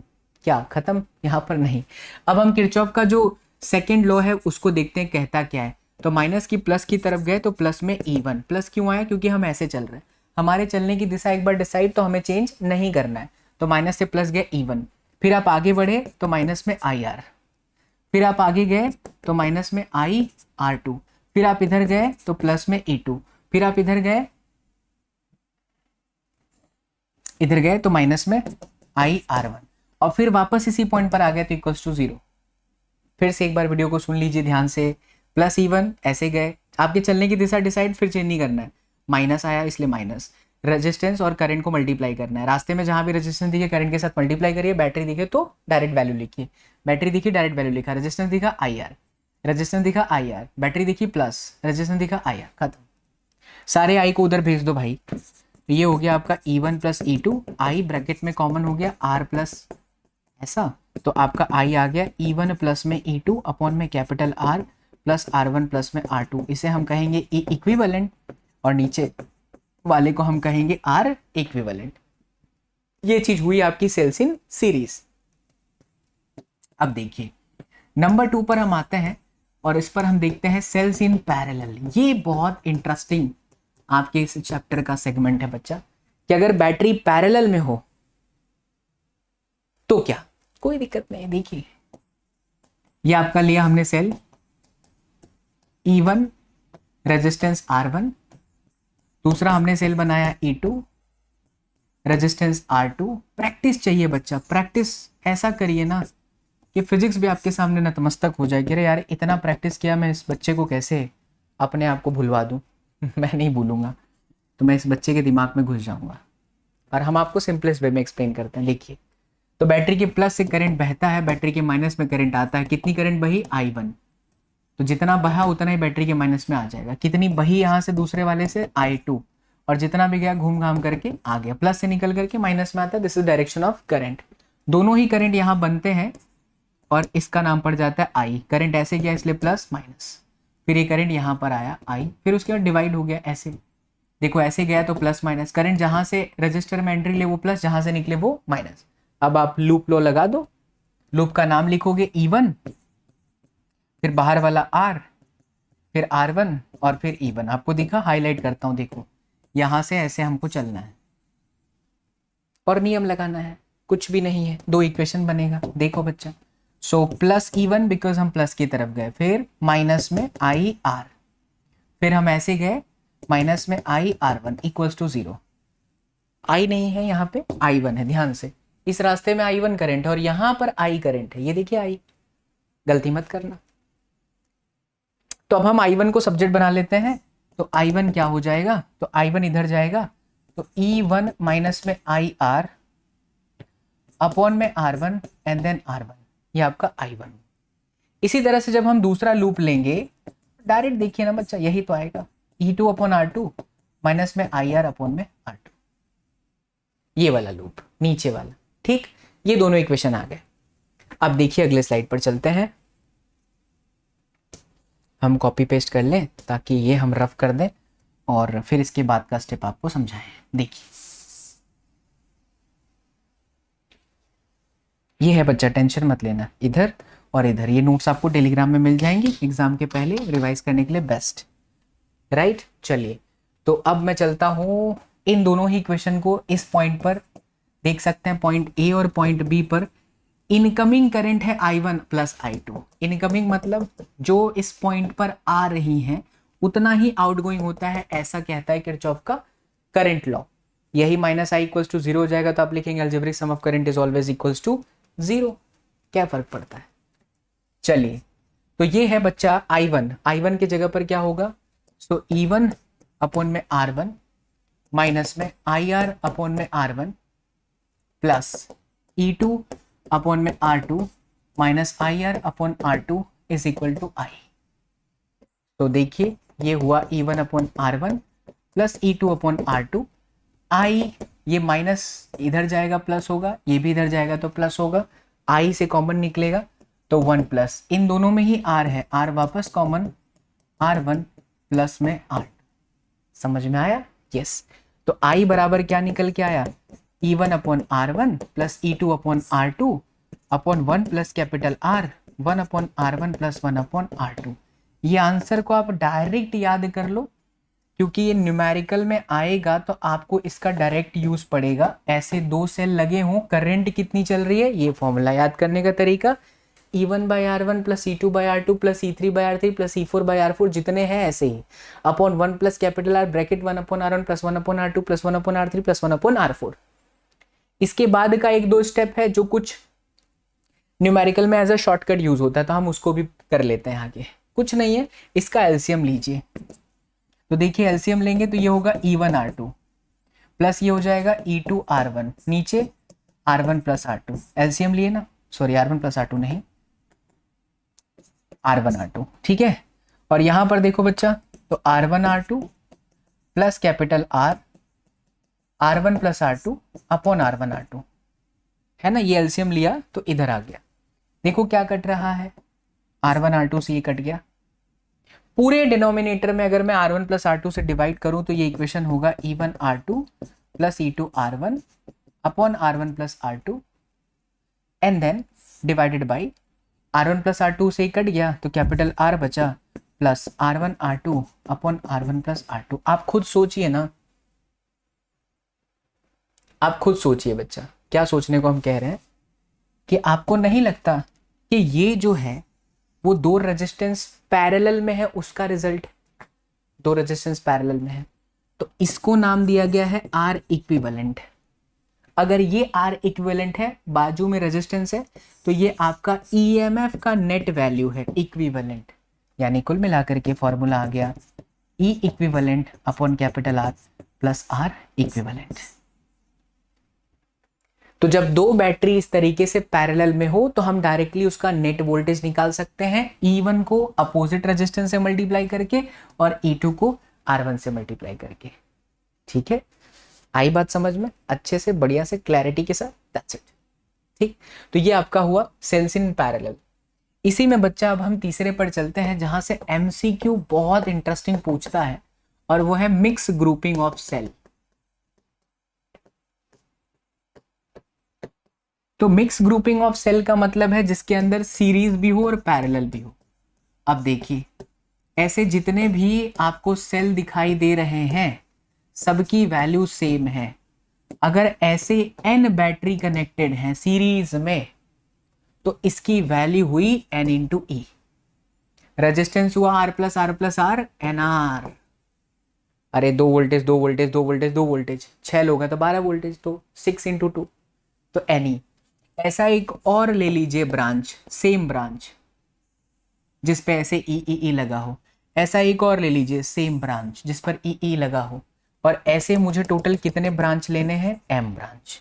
मतलब 1 2 3 4, तो m आपका नंबर ऑफ रो है, एक first row second row third row, और इस पूरे कॉम्बिनेशन को अगर हम कनेक्ट करें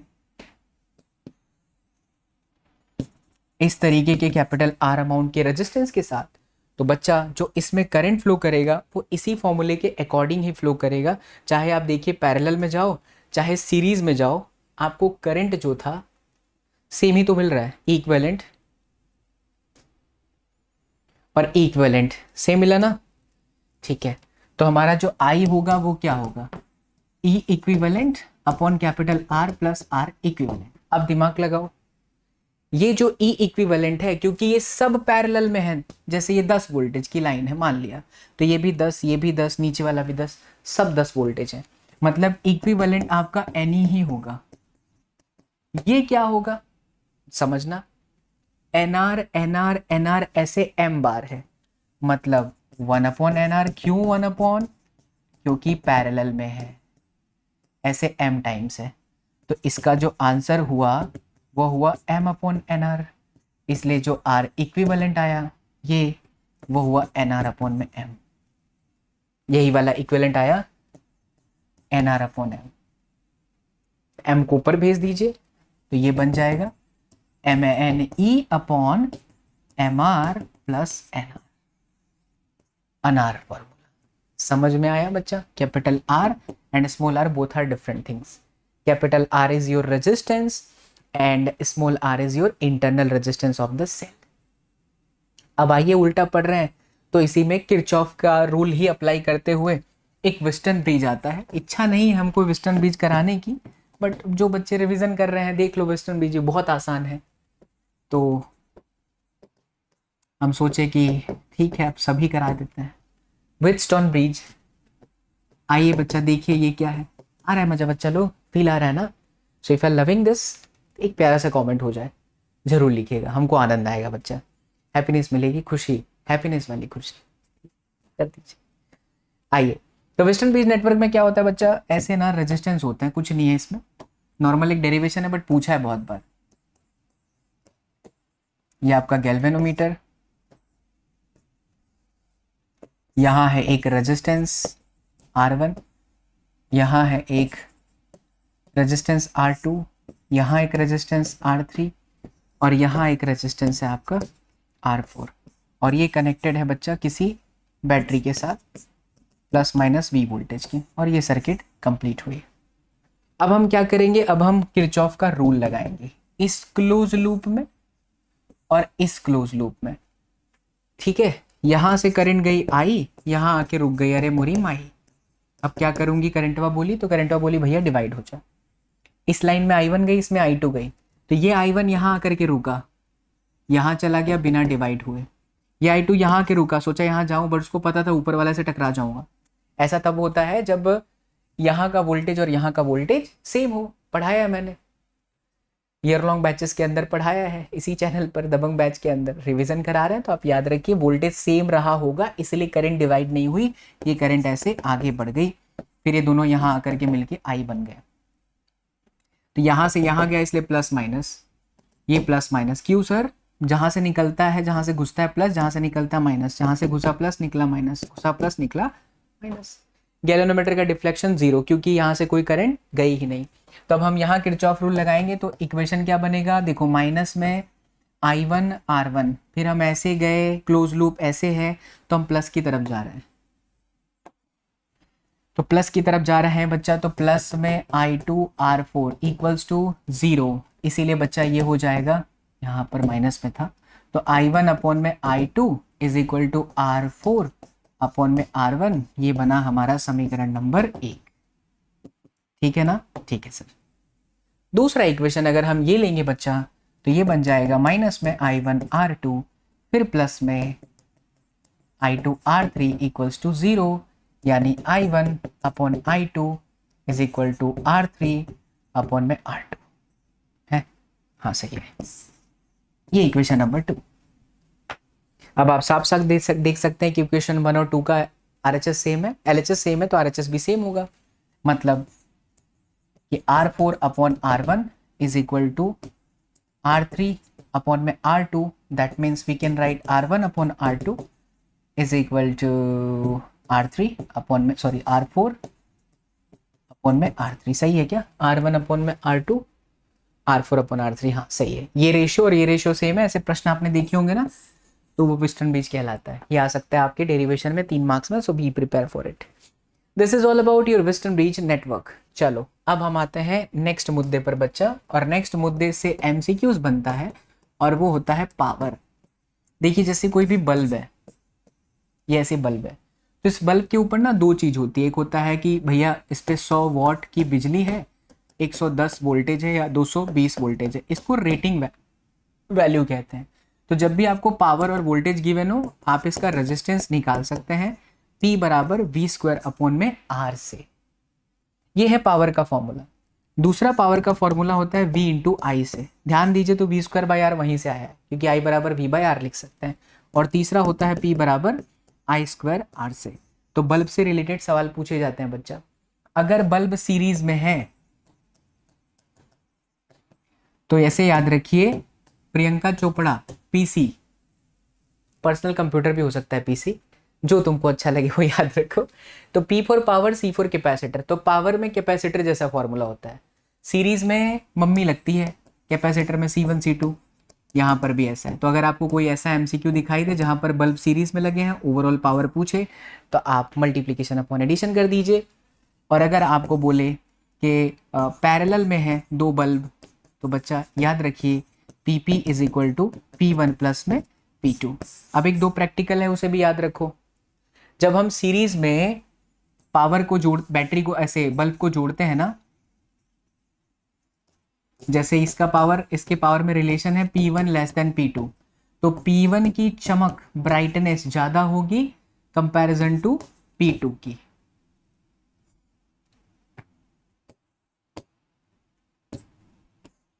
इसको थोड़ा अपनी भाषा में जरूर लिखिएगा। क्या बोला मैंने? जब दो बल्ब सीरीज में कनेक्टेड हो तो उनमें से जिसका पावर कम है, जैसे 10 वॉट और एक 20 वॉट है, तो जिसका पावर कम होगा उसका चमक ज्यादा होगा। सर कैसे? एक एग्जांपल से समझते हैं। देख बच्चा, क्योंकि दोनों सीरीज में है तो करंट उनका सेम होगा, यानी कि जो पावर हुआ डायरेक्टली प्रोपोर्शनल टू आर हो गया, तो उनकी चमक ज्यादा होगी जिसका रेजिस्टेंस अधिक है। और रेजिस्टेंस जो है बच्चा वो inversely proportional to 1 upon power of the bulb है। तो जिसका बल्ब की पावर कम होगी उसका रेजिस्टेंस अधिक होगा, क्योंकि अपोजिट रिलेशन है, और अगर ये ज्यादा होगा तो उसकी चमक ज्यादा होगी। ध्यान से समझना, यहां मैंने फॉर्मूला I²R लगाया है। अगर यही होता कि पैरेलल में है तो पैरेलल में मैं बोलूंगा कि V²/R, तो अपॉन में R। अब मुझे पावर ज्यादा करना है तो रेजिस्टेंस कम करना होगा, क्योंकि रेजिस्टेंस कम उसी का होगा जिसका पावर भी ज्यादा होगा। तो जिसका पावर ज्यादा, वो अगर ज्यादा ग्लो कर रहा है तो इसका मतलब उसको पैरेलल में लगाया हुआ समझिए, और अगर ज्यादा ग्लो नहीं कर रहा है बच्चा तो इसका मतलब क्या है कि वो सीरीज में लगा हुआ है। चलिए आगे बढ़ते हैं। Number 5 is done. अब नंबर 6 पर आते हैं। तो पावर पर भी हमने चर्चा कर ली। अब छोटी सी चर्चा हम बैटरी पर करते हैं। यहां से सब कुछ एमसीक्यू टाइप लगेगा आपको बच्चा। चर्चा ऑन सेल। तो सबसे पहले cell EMF, internal resistance chemical जो होता है बैटरी के अंदर, उसी को हम इंटरनल रेजिस्टेंस कहते हैं, ये आपका कैपिटल आर। तो किसी भी सेल में से चलने वाली जो करंट होती है वो होती है I बराबर voltage upon resistance which is R plus small r। Cross multiplication करिए तो IR plus I small r is equal to E। इसी को हम कहते हैं V, और ये है V बराबर E माइनस IR। इसको बोलते हैं terminal potential difference across the resistance. तो इस रेजिस्टेंस के अक्रॉस में इतना वोल्टेज ड्रॉप हुआ। तो देखो ये फॉर्मूले में E माइनस IR है, मतलब अगर ये बैटरी को मैं रेजिस्टेंस के साथ कनेक्ट कर रहा हूं तो ये बैटरी डिस्चार्ज हो रही है। लेकिन अगर EMF, ये आपका सेल है, और इसको मैं किसी बड़े बैटरी के साथ जोड़ूं, DC सप्लाई के साथ या AC सप्लाई के साथ, किसी के भी साथ, जहां पर मेरा ये जो सप्लाई है greater than supply greater than EMF होगा, तो करंट इसके टर्मिनल में जा रही है, तो ये बैटरी डिस्चार्ज नहीं हो रहा, बैटरी चार्ज हो रहा है। ऐसा हो सकता है ना, आपका मोबाइल डिस्चार्ज हुआ तो आप क्या करते हैं, सॉकेट में लगा देते हैं, और वो सॉकेट कितनी एनर्जी दे रहा है, 220 वोल्टेज, और बैटरी मोबाइल को तो चाहिए सिर्फ 12 वोल्टेज, तो हुआ ना वो चार्ज, तो अब वो चार्ज हो रहा है। तो जब आपका सप्लाई आप बढ़ाते हैं, चार्ज होता हो, तो यही फॉर्मूला आपका लगता है V बराबर में E प्लस में IR बच्चा। इसका ग्राफ बनाने को बहुत आता है। अगर हम V वर्सेस R का ग्राफ बनाएं, V वर्सेस स्मॉल r, तो देखिए V बराबर E माइनस IR है। बेसिकली ये हुआ माइनस में MX और फिर प्लस में C। तो अगर M माइनस में है तो माइनस वाला ग्राफ हमेशा ऐसे ही बन सकता है। कैसे बन सकता है? मेरे ड्यूल नेचर के मेन रेडियस में लेक्चर में सिखाया है, आज भी सिखा रहा हूँ। देखो ऐसा ही बन सकता है। ये कब बनता है? स्ट्रेट लाइन, ये स्ट्रेट लाइन का ग्राफ है। नीचे कब जाता है? जब यहाँ M माइनस में हो। तो हमारा M माइनस में है इसलिए नीचे गया, लेकिन डिपेंड करता है ये वाला सही है कि नीचे वाला सही है, वो इस पर डिपेंड करता है। ये इंटरसेक्ट होता है, इसको C पॉजिटिव और यहाँ C नेगेटिव के लिए। तो मेरा C पॉजिटिव है इसलिए ऊपर वाला ही सही है, नीचे वाला आपका गलत है। तो ये जो है बच्चा ग्राफ हुआ v बराबर e माइनस आई आर का। अच्छा, v बराबर e प्लस आई आर का ग्राफ अब समझ गए ना कैसा होगा? e प्लस आई आर का ग्राफ ऐसा जाएगा, इसका c भी पॉजिटिव है और जो स्लोप है वो भी ऊपर की तरफ जा रहा है। ठीक है, तो ग्राफ से रिलेटेड सवाल पूछे जाते हैं। तो चर्चा ऑन सेल भी हमने पढ़ लिया। और देखिए इस चैप्टर में क्या है, आइए बच्चा, आज बिलू है पानी पानी पानी है बिलू, बुटिक बुटिक बुटिक, 7वां नंबर। यस, नंबर 7 पर अगर हम चर्चा करें तो बच्चा है टेम्परेचर डिपेंडेंस रेजिस्टेंस का इक्वेशन। ये न्यूमेरिकल पक्का देगा बच्चा, तो उसी तरीके से आप प्रिपेयर रहें mind set. Temperature dependence resistance numerical आते हैं, 2-3 न्यूमेरिकल आपके टेक्स्ट बुक में है। और एक्सरसाइज में बहुत सारे सवाल हैं, बुक बैक एक्सरसाइज जरूर करिएगा, कुछ करिए मत करिए, बुक बैक एक्सरसाइज जरूर करना। तो बहुत ही सिंपल है, जैसे मान लो कि किसी टी टेम्परेचर पर रेजिस्टेंस हमें पता हो और इनिशियल टेम्परेचर पर रेजिस्टेंस पता हो, तो 1 आर टी बराबर आर टी नॉट, क्या था भाई? हाँ याद आ गया, 1 प्लस अल्फा डेल्टा टी। हो सकता है बच्चा हम भी भूल सकते हैं, इतना प्रैक्टिस अगर ना करें तो कोई भी भूल सकता है ना। तो प्रैक्टिस इतना पढ़ाते हैं तो ही याद रहता है। नॉर्मली आप लोग भी क्या करते हो, एक बार पढ़ के फिर छोड़ देते हो, इसलिए भूल जाते हो। तो प्रैक्टिस वेरी इंपॉर्टेंट। तो आर टी क्या है? तो आर टी है बच्चा टी टेम्परेचर पर रेजिस्टेंस, टी टेम्परेचर का रेजिस्टेंस। आर टी नॉट क्या है? तो इनिशियल टेम्परेचर का रेजिस्टेंस। ठीक, अल्फा क्या है? तो टेम्परेचर कोएफिशिएंट है। और कैपिटल डेल्टा टी क्या है? तो चेंज इन टेम्परेचर है। अधिकांशतः बच्चे ऑफलाइन में यहाँ कंफ्यूज होते हैं मुझसे, तो मुझे पता है ऑफलाइन वाले के बच्चे कंफ्यूज, तो ऑनलाइन वाले भी हो सकता है कि सर डेल्टा टी को केल्विन में चेंज करें। नहीं, ज़रूरत ही नहीं है, क्योंकि delta T already final minus initial है। तो अगर आप सेल्सियस को केल्विन में बदलते हो तो वो एड ऑन होके माइनस होके कटने ही वाला है। So it will remain as it is. So change in temperature Kelvin में करने की आवश्यकता नहीं है। ठीक, इसी तरीके से आप रेजिस्टिविटी का भी इक्वेशन लिख सकते हैं। Rho T is equal to rho T naught 1 plus alpha and then T minus में टी नॉट, जिसे हम चेंज इन टेम्परेचर बोल रहे हैं। आइए नंबर 8, रेजिस्टेंस चर्चा। बहुत ध्यान से करिएगा, क्योंकि लेटेस्ट जितनी भी मार्केट में बुक घूम रही है और सीबीएसई का जिस तरीके का पैटर्न है, जो हल्के फुल्के टॉपिक होते हैं, जो डेरिवेशंस नहीं होते, वहां से एमसीक्यू निकलता है। तो रेजिस्टेंस का जो फॉर्मूला होता है वो सारा बच्चा जानता है, रो एल अपॉन ए होता है, जहाँ पे रो रेजिस्टिविटी होता है, एल वायर की लेंथ होती है और ए आपकी एरिया होती है। बट ये फॉर्मूला तभी लगता है बच्चा जब resistance directly proportional to length और इनवर्सली प्रोपोर्शनल टू एरिया हो। अगर वायर को हम खींच नहीं रहे हैं, वायर को हम दबा नहीं रहे हैं, तो हमको कोई प्रॉब्लम नहीं है, हम ये फॉर्मूला यूज़ कर सकते हैं। लेकिन अगर वायर को खींचा जाए, उसके लेंथ को 2 गुना किया जाए, तो एरिया ऑटोमेटिकली आधी हो जाती है। इस परिस्थिति में रेजिस्टेंस का proportional to L square formula बनता है और resistance inversely proportional to area का स्क्वायर होता है। जरूर याद रखना, सवाल ऐसे बनेंगे कि अगर लेंथ को 2 गुना करें तो रेजिस्टेंस कितना होगा। तो रेजिस्टेंस 2 गुना करोगे, लेंथ को 2 गुना करोगे तो स्क्वायर है, तो 2 का स्क्वायर कितना 4। बच्चों को लगता है प्रोपोर्शनल टू एल, 2 गुना किया तो रेजिस्टेंस भी 2 गुना, गलत है। पहला पैटर्न। दूसरा बच्चा, रेजिस्टेंस से रिलेटेड एक और बहुत ही प्यारी सी चीज़ समझाता हूँ, जो कि एमसीक्यू में बन सकती है। कॉन्सेप्ट सीखिए, कॉन्सेप्ट का ही मजा लीजिए बच्चा। भौतिक विज्ञान इज ऑल अबाउट कॉन्सेप्ट। जैसे ये आपको एक ब्रिक दिखाई दे रहा है, ये आपका लेंथ है, ये आपकी हाइट है और ये आपकी चौड़ाई, आपकी मतलब इस ईंटे की, राइट। अगर मुझे ऐसा बोला जाए कि मैं लेंथ के अक्रॉस एक पोटेंशियल डिफरेंस सेट कर रहा हूँ, तो बताइए इसका रेजिस्टेंस कितना है। तो अधिकांशतः बच्चे रो एल अपॉन में ए लिखेंगे, लेकिन ए क्या लेंगे वो कंफ्यूजन आता है। एरिया होता है multiplication of 2 dimension, 4 pi are square, it's a multiplication of dimension, r square आया। एरिया लेंथ इंटू ब्रेथ होता है, तो आप लिखेंगे एल इंटू बी, गलत हो गया। फिलहाल एल इंटू बी चल भी जाएगा, अभी भी गलत है। देखिए याद रखिए इसका ट्रिक क्या है। एरिया जो होगा ना बच्चा, एरिया तो ये है ना, ये सरफेस, तो ये है क्या आपकी b इंटू एच। अरे ये सरफेस की एरिया कितनी है, b इंटू एच।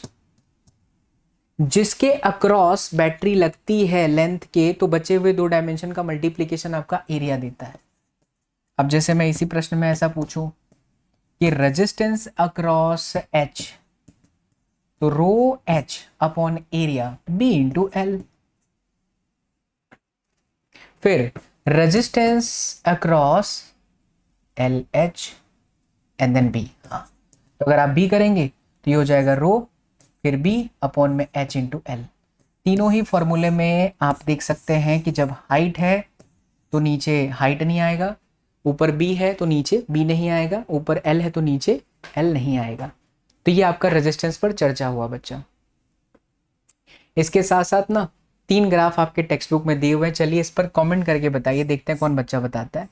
एक ये ग्राफ होगा, एक ऐसा एक ग्राफ है रो वर्सेस टी का, इस पर आपको कमेंट करके बताना है कि ये ग्राफ क्या एक्सप्लेन कर रहा है, बिकॉज इस ग्राफ से एमसीक्यू बनता है। ठीक है, चलिए number 9, a very important derivation. वैसे सारे ही इंपॉर्टेंट ही करा रहा हूं मैं, बट ये डेरिवेशन बहुत ज़्यादा इंटरेस्टिंग है।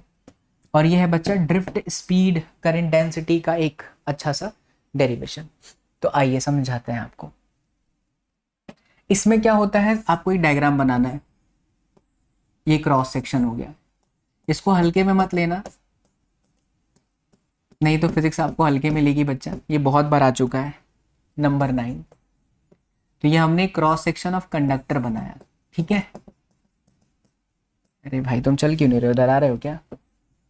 मैक्सी हमारी नाराज हो गई, पूरे दिन हम इसी पर लिख रही, नाराज चल रही है मैक्सी, क्या हो गया?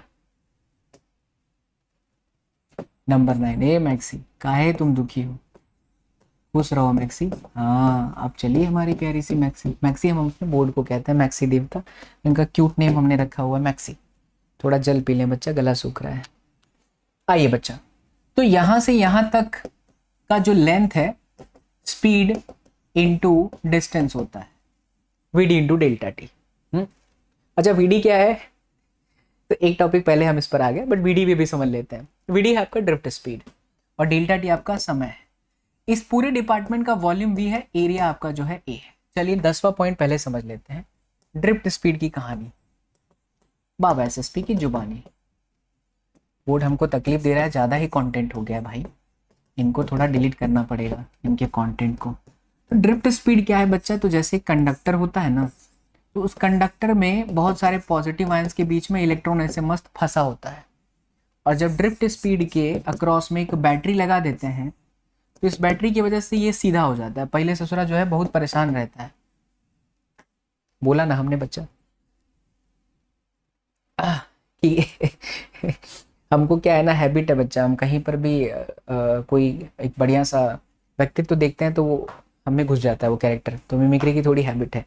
तो आप समझ सकते हैं कि अभी हमारा व्यक्तित्व कहाँ जा रहा है, ससुरा ससुरा जो निकल रहा है उससे आप समझ सकते हैं। काहे लिए जो है ना, ये जो इलेक्ट्रॉनवा है बच्चा, वो पहले बहुत नाच रहा था, फुदक रहा था ससुरा, तो फुदकते फुदकते मर गया, तो उसका करंट 0 है। करंट बनाने के लिए इलेक्ट्रॉनवा को सेम डायरेक्शन में चलना पड़ेगा, यूनिफॉर्म डायरेक्शन। जैसे चीटी कैसे चलती है, चीटी पीछे चीटी चीटी चीटी, और एक को चीटी को हिला दो तो पूरी चीटी इधर उधर अस्त व्यस्त भाग जाती है। तो इस इलेक्ट्रॉन को चलाने के लिए हमको बैटरी लगानी पड़ती है ना। तो बैटरी के प्रभाव में इलेक्ट्रॉन जितना खींचता है उसी को हम ड्रिफ्ट स्पीड कहते हैं। बैटरी लगने के बाद इलेक्ट्रॉन जैसे चलता है, जो स्पीड बनती है वो ड्रिफ्ट स्पीड है, बस सिंपल।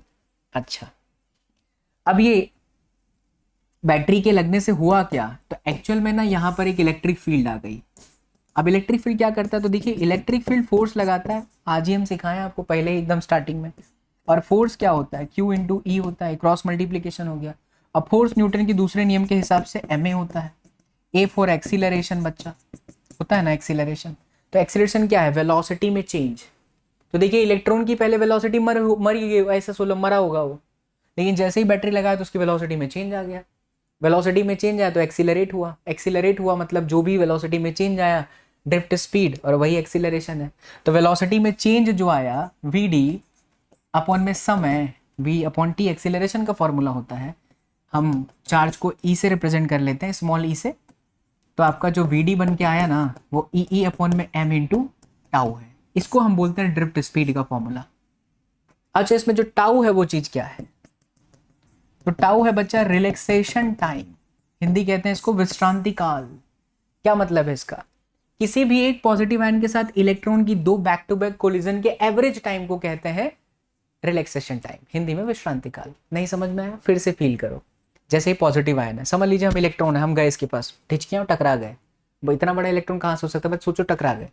तो जब ये इलेक्ट्रॉन इसके साथ टकराया तो समझ लिया 5 सेकंड, फिर चला गया, घूमा, फिर मैं आगे इसके साथ टकराया 10 सेकंड में। तो मेरे जो दो बैक टू बैक कोलिजन का एवरेज टाइम है ना, उसको हम बोलते हैं रिलैक्सेशन टाइम। तो पहले 5 सेकंड, बाद में 10 सेकंड, तो 10 + 5 15/2 यानी 7.5, दैट इज द एवरेज जो है टाइम, यानी कि रिलैक्सेशन टाइम।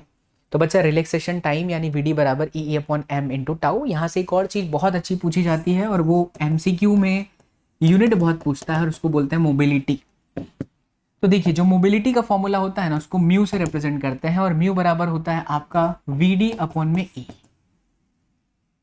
मोबिलिटी क्या चीज होती है, कितना अच्छा चार्ज पार्टिकल इसके अंदर चला। मोबाइल मतलब मोबिलिटी, मोबाइल मतलब जो बात करते हैं वो मोबाइल नहीं, मोबिलिटी मतलब कितना अच्छा चलता है, गतिशीलता हिंदी में। तो ये इलेक्ट्रॉन कितना अच्छा चला डिपेंड करता है उसको पर यूनिट इलेक्ट्रिक फील्ड में ड्रिफ्ट स्पीड कितनी है। तो देखो E को नीचे भेज दो तो ये बन जाएगा VD/E हो गया ना, हाँ। तो E/m इंटू टाउ। चलिए इसका आंसर कमेंट में करके बताइए, क्या म्यू डिपेंड कर रहा है मास पे, और अगर हाँ तो इलेक्ट्रॉन और प्रोटॉन में किसकी मोबिलिटी अधिक होगी। एक्सपेक्ट कर रहा हूँ कि आप सब बच्चे ये वीडियो जब भी देखेंगे 2026, 2025, 2027, 2028, अगर यहाँ तक अपने शिक्षक के साथ, गुरु के साथ मेहनत करते हुए पहुंचे हो तो कमेंट जरूर करना और ये मेंशन करना 2024 स्टूडेंट, 2025 स्टूडेंट, 2023 स्टूडेंट। 2023 स्टूडेंट तो हो चुके हैं शायद, इससे आइडिया लग गया आपको कि वीडियो कब शूट हो रही है। ठीक, तो मी प्रोपोर्शनल टू 1/m। चलिए अब आते हैं इस मुद्दे पर। हाँ जी, तो देखिए बच्चा, सबसे पहले तो यहां बहुत ही सिंपल डेरिवेशन को क्या करना है, सबसे पहले वॉल्यूम निकाल लो। तो वॉल्यूम V बराबर क्या होता है जी, LBH, है ना। तो अगर वॉल्यूम है आपका LBH तो लेंथ इंटू ब्रेथ को हम एरिया कह दें और H मतलब हाइट मतलब लेंथ, तो VD into delta T. Confuse ना हो, एरिया इंटू लेंथ ऐसा समझो, कर सकते हैं ऐसा। Area as it is, length की जगह हुआ VD into delta t. This is capital V मतलब वॉल्यूम। अब एक चीज होती है बच्चा जिसको बोलते हैं नंबर डेंसिटी। फील करिए नंबर डेंसिटी क्या है। नंबर डेंसिटी का मतलब है क्लासरूम में 50 लोगों की संख्या में 10 लोग बैठे हैं, तो नंबर अपन वॉल्यूम, ये कैपेसिटी है। वॉल्यूम मतलब कैपेसिटी। 100 लीटर में दो लीटर जो है दूध डाला है, 100 लीटर पानी में 2 लीटर दूध डाला है, या 100 लीटर दूध में 2 लीटर पानी डाला है, तो दूध की डेंसिटी कितनी हुई, ऐसे नंबर अपन वॉल्यूम। ऐसे याद रखो, डेंसिटी मास बाय वॉल्यूम होता है, बट नंबर डेंसिटी क्या हुआ, नंबर बाय वॉल्यूम, है ना। कैपिटल एन को सब्जेक्ट बनाइए, तो कैपिटल एन बराबर हुआ स्मॉल एन इंटू वी। आई बात समझ में। तो कैपिटल एन बराबर एन इंटू वी और वी के जगह पर है a v d and then delta t. बच्चा जो हमारा चार्ज हुआ यहां से यहां तक चला, चैप्टर नंबर 1 अभी अभी सीखे, तो फॉर्मूला होता है एन ई। तो एन की जगह पर हुआ n a v d delta t और फिर ई। ये आपका डेल्टा क्यू आया। मैं डेल्टा टी को नीचे ले लूं तो ये आ जाएगा आई, और आई बराबर क्या हो जाएगा, n e a and then v d. यहीं पर एक छोटा सा कॉन्सेप्ट और याद रखिए, ए को नीचे लेके आ जाइए, तो आई अपॉन ए को जे कहते हैं। जे क्या होता है बच्चा, करंट डेंसिटी होता है। क्या होता है जे, करंट डेंसिटी। ठीक है, तो जे बराबर क्या फॉर्मूला निकल गया, तो NeVD। ये आपका एक डेरिवेशन हुआ, जे बराबर NeVD। इसी में एक दूसरा डेरिवेशन भी हमें करना, जो हम अगले स्लाइड पर चलते हैं। जे बराबर NeVD के बाद तो देखिए I बराबर आया NeAVD। ध्यान देना, NeAVD का फॉर्मूला था E small e upon m into tau. Colour change कर रहा हूं, ध्यान दीजिए। पोटेंशियल डिफरेंस V बराबर होता है ED, D माने लेंथ, तो इलेक्ट्रिक फील्ड हुआ पोटेंशियल डिफरेंस अपॉन लेंथ। यहां मैं यूज करने जा रहा हूं E की वैल्यू। कलर वापस चेंज कर रहा हूं ताकि आपको पता चले, इसका यूज हम कर रहे हैं अबव इक्वेशन में। तो I बराबर NE का स्क्वायर कर दूं, E into E square upon में M, फिर टाउ, ये E के जगह पर आया V अपॉन में L। ध्यान दीजिएगा बच्चा, बहुत इंटरेस्टिंग और बहुत ही सिंपल वे में समझाऊंगा। वी को सब्जेक्ट बनाइए, तो पोटेंशियल डिफरेंस को सब्जेक्ट बनाया, क्रॉस मल्टीप्लीकेशन हुआ, तो MLI upon NE² A and then tau, correct जी सर। अब देखिए ध्यान से, तो ये इक्वेशन आपको दिखेगा V बराबर IR जैसा, यानी ये रेजिस्टेंस ही तो है, ये पूरा क्या है, रेजिस्टेंस है। रेजिस्टेंस कांस्टेंट होता है क्योंकि mass constant, length constant wire का, एरिया कांस्टेंट, टाउ कांस्टेंट, ई कांस्टेंट, एन कांस्टेंट। तो अब ये हमारे लिए रेजिस्टेंस हो गया ML upon NE² A into tau, और इसका फॉर्मूला होता है रो L अपॉन में A, क्योंकि रो क्या है, रेजिस्टिविटी, तो किसी भी वायर का ये कभी चेंज नहीं हो सकता। क्या बन गया जी, किडनी? नहीं, ठीक है। लेंथ और एरिया एक्सटर्नल फैक्टर है जिस पर रेजिस्टेंस डिपेंड करता है, लेकिन ये इंटरनल प्रॉपर्टी है जिस पर रेजिस्टिविटी डिपेंड करती है। तो कुल मिलाकर के बात ये है कि रेजिस्टिविटी आपका आया M अपॉन NE² टाउ, और बच्चों रेजिस्टिविटी का उल्टा होता है कंडक्टिविटी, यानी कि सिग्मा, ये हुआ NE² टाउ अपॉन में। समझ में आई बात? चलिए एक प्रश्न का उत्तर दीजिए जो कि आपके टेक्स्ट बुक में भी है। कंडक्टर में अगर हम टेम्परेचर बढ़ाते हैं, हीट उसको दे करके, तो उसका कंडक्टिविटी और रेजिस्टिविटी पर क्या फर्क पड़ेगा? ये आपके टेक्स्ट बुक में भी दिया हुआ है। हमारे जो बैचेस हैं, दबंग बैच फ्री है, जो पूरी तरह से यूट्यूब पर बहुत बेस्ट कंटेंट दिया है बच्चा, इतना बेहतरीन कंटेंट आपको प्रोवाइड किया है फ्री ऑफ कॉस्ट, उसको जरूर देख लीजिएगा। उसमें मैंने समझाया भी है, और यहाँ पर मैं आपसे एक्सपेक्ट कर रहा हूँ कि आप एज ए रिविजन चल रहे हैं तो ये आप इसका आंसर दे पाएंगे। तो सेम सेमीकंडक्टर में भी अगर हम टेम्परेचर देंगे, हीट देंगे, तो बताइए क्या होगा। ठीक है, तो ये चीज़ हो गई। तो कुल मिलाकर के ये जो डेरिवेशन है वो बड़ा ही अच्छा और जाना माना डेरिवेशन है। चलो कितने हो गए, 10, 11 लास्ट, और ये MCQ पर्पस के लिए है, दैट इज शुरुआत जिससे हम चैप्टर करते हैं, हम उसको सबसे लास्ट में कर रहे हैं, and it's all about current. तो बच्चा करंट का फॉर्मूला आप सब जानते हो, एवरेज करंट बोला है तो delta Q upon delta T, instantaneous बोला है तो DQ अपॉन में DT, है ना। ये मतलब होता है QF माइनस में QI अपॉन में TF माइनस में TI, ये होता है आपका differentiation with respect to the time. तो ये इंस्टेंटेनियस DQ बाई DT, ये आपका एवरेज, राइट बच्चों, क्लैरिटी, ठीक है। अच्छा, इसका यूनिट क्या होता है? तो इसका यूनिट होता है कूलम पर सेकेंड, जिसको हम एम्पियर बोलते हैं, है ना। इसका डायमेंशन फॉर्मूला क्या होता है? तो ये आपका A1 ही होता है, M0 L0 T0। डायरेक्शन कहाँ होती है? तो वी ऑल नो, ये बैटरी का प्लस माइनस है, ये कंडक्टर है, तो इसमें इलेक्ट्रॉन्स के अपोजिट डायरेक्शन में करंट चलता है। प्लीज याद रखें, अगर ये कंडक्टर है तो इलेक्ट्रॉन बच्चा ऐसे चलता है, इस डायरेक्शन में, तो करंट जो होती है वो ऐसे बनती है। करंट बैटरी के प्लस से निकल करके बैटरी के माइनस में जाती है, इस डायरेक्शन में करंट बनता है, और इलेक्ट्रॉन अपोजिट डायरेक्शन में। बट प्रोटॉन जो होता है वो करंट की डायरेक्शन में ही चलता हुआ आपको समझना है। क्यों? क्योंकि प्रोटॉन प्लस है ना, तो ये कहाँ से भागेगा? प्लस से माइनस की तरफ भागेगा, एंड दैट्स इट। चैप्टर 4 हम इस वीडियो में कंटिन्यू नहीं कर रहे हैं, बिकॉज फिर वीडियो की लेंथ बहुत ज़्यादा हो जाएगी। तो अगला जो ब्रह्मास्त्र बैक बेंचर्स स्टूडेंट्स के लिए है और सभी बच्चों के लिए रिवीजन करने के लिए है, वो आपको हमको हमारे दूसरे लेक्चर में मिलेगा। तो प्लेलिस्ट जरूर जो है आप फॉलो करके रखिए, ताकि आपको भटकना ना पड़े कि सर सेकंड लेक्चर कहाँ है। तो प्लेलिस्ट का लिंक डिस्क्रिप्शन बॉक्स में भी है, कमेंट में भी पिन किया हुआ है बच्चा, राइट। इन लेक्चर्स को देखने के बाद आप सिर्फ खाली थोड़ी प्रैक्टिस कर लीजिए क्वेश्चंस की, और क्वेश्चन की भी कैसी प्रैक्टिस करनी है उसके लिए भी वीडियो जो है उसी प्लेलिस्ट में आपको मिलेगा। तो ये 8 वीडियो लेक्चर आपकी ज़िंदगी बदल देंगे बच्चा।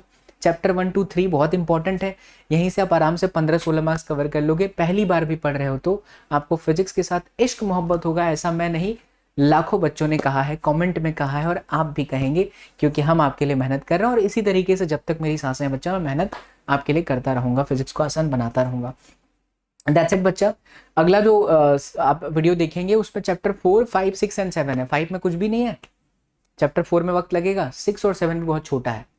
तो ये पहला 2 जो लेक्चर आप देख लेंगे तो फिर आपको आसान लगने लगेगा फिजिक्स। हाँ, फिर तीसरा वाला जो है उसके अंदर रे ऑप्टिक्स लगता है बच्चों को, बट बहुत आसान चैप्टर है, डेरिवेशन है, आप कर लोगे, आप चिंता मत करो, आप बस लेक्चर्स को दिल से फॉलो करो, ठीक है। चलिए अब आप मुझे इजाज़त दीजिए, बहुत बहुत शुक्रिया, thank you so much for watching this video, see you all in the next class, till then do whatever you want to do man, but don't forget to revise these notes which are available exclusively on your favorite platform Telegram SSP। बहुत सारे fake भी हैं बने हुए हैं, लेकिन आप जब फॉलो करते हो तो देखा करो 60,000 प्लस वाले जहाँ पर स्टूडेंट्स हैं वही SSP सर का ऑफिशियल टेलीग्राम है, लिंक जो है डिस्क्रिप्शन बॉक्स में। बहुत बहुत शुक्रिया, थैंक यू सो मच, जय हिंद।